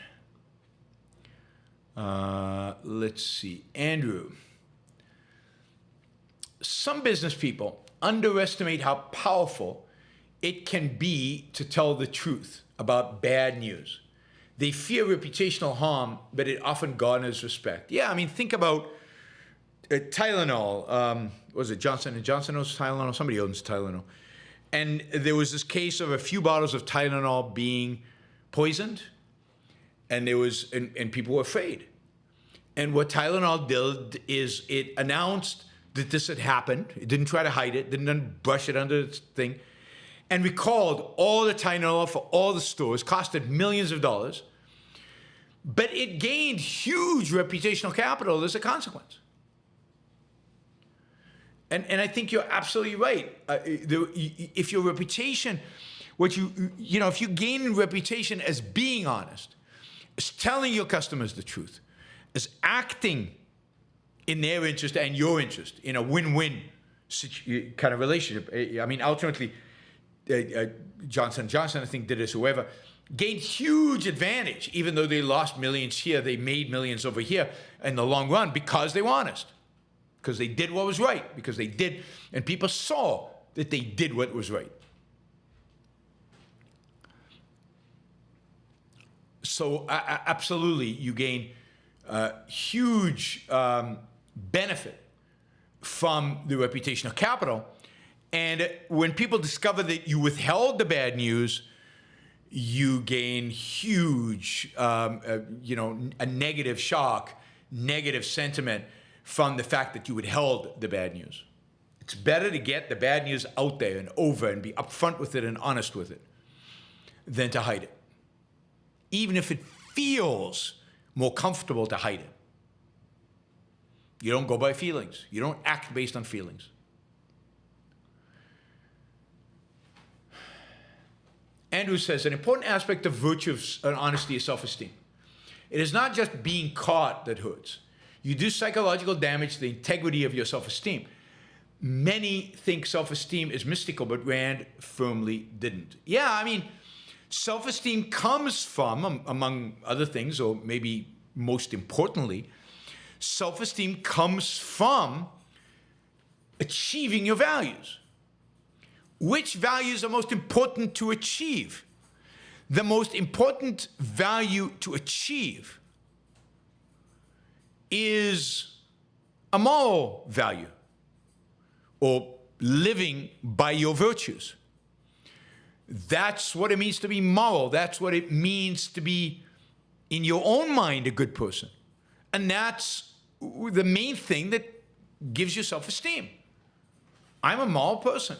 I mean, this is the virtue of pride, the striving for moral perfection. And self-esteem is the reward for striving for moral perfection. And you cannot have self-esteem if you lie, if you lack integrity, if you're not rational. Because you know that you're not living up to the requirements of reality for your flourishing. You're not living up to what reality requires of you to be successful at life. And that knowledge undermines that confidence in, I can live in this world. Well, I can't. It seems like I have to lie, I have to cheat, I have to steal. I can't live in this world. And I can't be consistently virtuous, and I can't live up to my standards. I set up these, not even if you don't recognize these as standards, I can't live up to the standards of reality. You know that at some point. You know that at some level. Reality teaches you that, and self-esteem is gone. Catherine, even the regular news is talking about people writing in Nikki Haley as president. Yes, I mean, they're not writing her in. She's on the ballot, but she's not running, right? Because she withdrew, and everybody knows she withdrew. So I think the regular news, I think a lot of mainstream media, even on the right, Fox, is surprised because at this point, when everybody's withdrawn, somebody still running in these primaries usually gets 90+%, right? And like an incumbent. That's what Biden is getting in the Democratic primaries. And the fact that Nikki Haley is still getting 16, 17, 18, up to 20%, even though she's not running, is basically Republicans putting in a protest vote on Trump. And this is leading people to speculate that they might not vote for Trump in the general elections. Now, I don't know if that's true, and that seems to contradict the polling data, which shows Trump with a lead over Biden. But it really is hard to tell. It's hard to tell what people are thinking. It's hard to tell what people will do. But yes, there's definitely a portion of the Republican Party that's going to vote that does not want to vote for Trump, and therefore is sticking it in there just as a protest. And what will they do in the general election? That is the real question. All right, everybody. Thank you. Thank you for all the super chatters. There's a lot of questions came in. That's great. Really appreciate it. Thank you for some of the people who did like $50 and $100. You guys particularly moved the needle. Wes, who did that with a sticker, but then Mike, I think, did $100. So I really appreciate all of you. And of course, Andrew, who asked lots of questions, and Gail and everybody else, and Michael, who was always here, although less so today than usual. But thank you, all the super chat questions. I appreciated all the stickers, and we did pretty good today. So I will take it, and I will see you all on Monday. I don't expect a show tomorrow. But you never know. Something might happen, and I'll get on. But I will be on Monday with a regular show. Here's another super chat. Off topic, Dean says, in a world where Israel finishes the job in Rafah and there is no more formal military in Gaza, what is the next step? Should Israel go out or control 2 million people? I mean, it can't just go out. There has to be a solution for governance that does not involve Hamas. And that means either Israel stays and governs Gaza, and that means, runs the schools and changes the curriculum and governs it. Or it cuts a deal. And one of the things in Israel that they're speculating about is whether Saudi Arabia would be willing to do this. It's interesting that Saudi Arabia, over the last 10 or so years, has worked to basically eliminate all the anti-Semitic stuff that was in its curriculum in the class for the classrooms. So all the anti-Semitic stuff that was being taught to Saudi Arabian kids has been cut out. So one of the questions, and the same at the UAE, United Arab Emirates, Dubai and stuff. So what if UAE and Saudi Arabia took over responsibility for education in the Gaza Strip? And what if, I don't know, some international force or something took over governance or peacekeeping? And what if Israel over time could find more moderate Palestinians who could take over the governance? But the most important thing is to change education. So ideally, we get Saudi troops in there and with maybe some Egyptian troops to govern the place and commit to a neutral educational system. And then over time, that is the basis by which you start talking about a two-state solution, which I'm not opposed to if the attitude of the Palestinians is radically changed, right? So, but that's 20 years down the road, so you have to solve the problem. But just leaving is not possible. Israel either has to govern it or find somebody to govern it. And hopefully they're negotiating around that right now. And that's part of, maybe that's part of normalizing relations with Saudi Arabia. I don't know if that'll happen, but I think that would be a good and a cool solution. John, thank you for the $50. Really, really appreciate that. And that brings us to 9 million. Where did the million come from? I don't even know where in my subconscious the million came from. That leaves us $9 to get to target. So I don't know if somebody just wants to do a sticker for $10 or ask a question for $10, or 30 shekel almost makes it there, or maybe 35 shekel would get us over the top. But maybe somebody will do it, maybe not. Hopefully you guys enjoyed the show. And maybe there's still somebody out there who feels like, I could, that show was worth $10 to me, and I haven't done anything in a while, so let me pitch in the $10. Anyway, time to go. Thank you. We're 2 minutes short of the 3-hour mark, $9 short of reaching the ultimate target, and I am doing much better. I'm doing much better in ignoring the chat, so I'm happy with that. If they get super obnoxious and it's the sense is that it's disrupting your ability to chat, those of you who are not obnoxious, I will start blocking people. But for now, if they are only moderately obnoxious, and it doesn't seem to be dominating the chat like sometimes happens, then I'm happy to let them, leave them alone. All right, KFAX. KFAX says, pretend this is 9 million. Thank you, I appreciate that. And then Dean came in with the 30 shekel. Thank you, Dean. I'll imagine that's 30 million shekel, and we're there.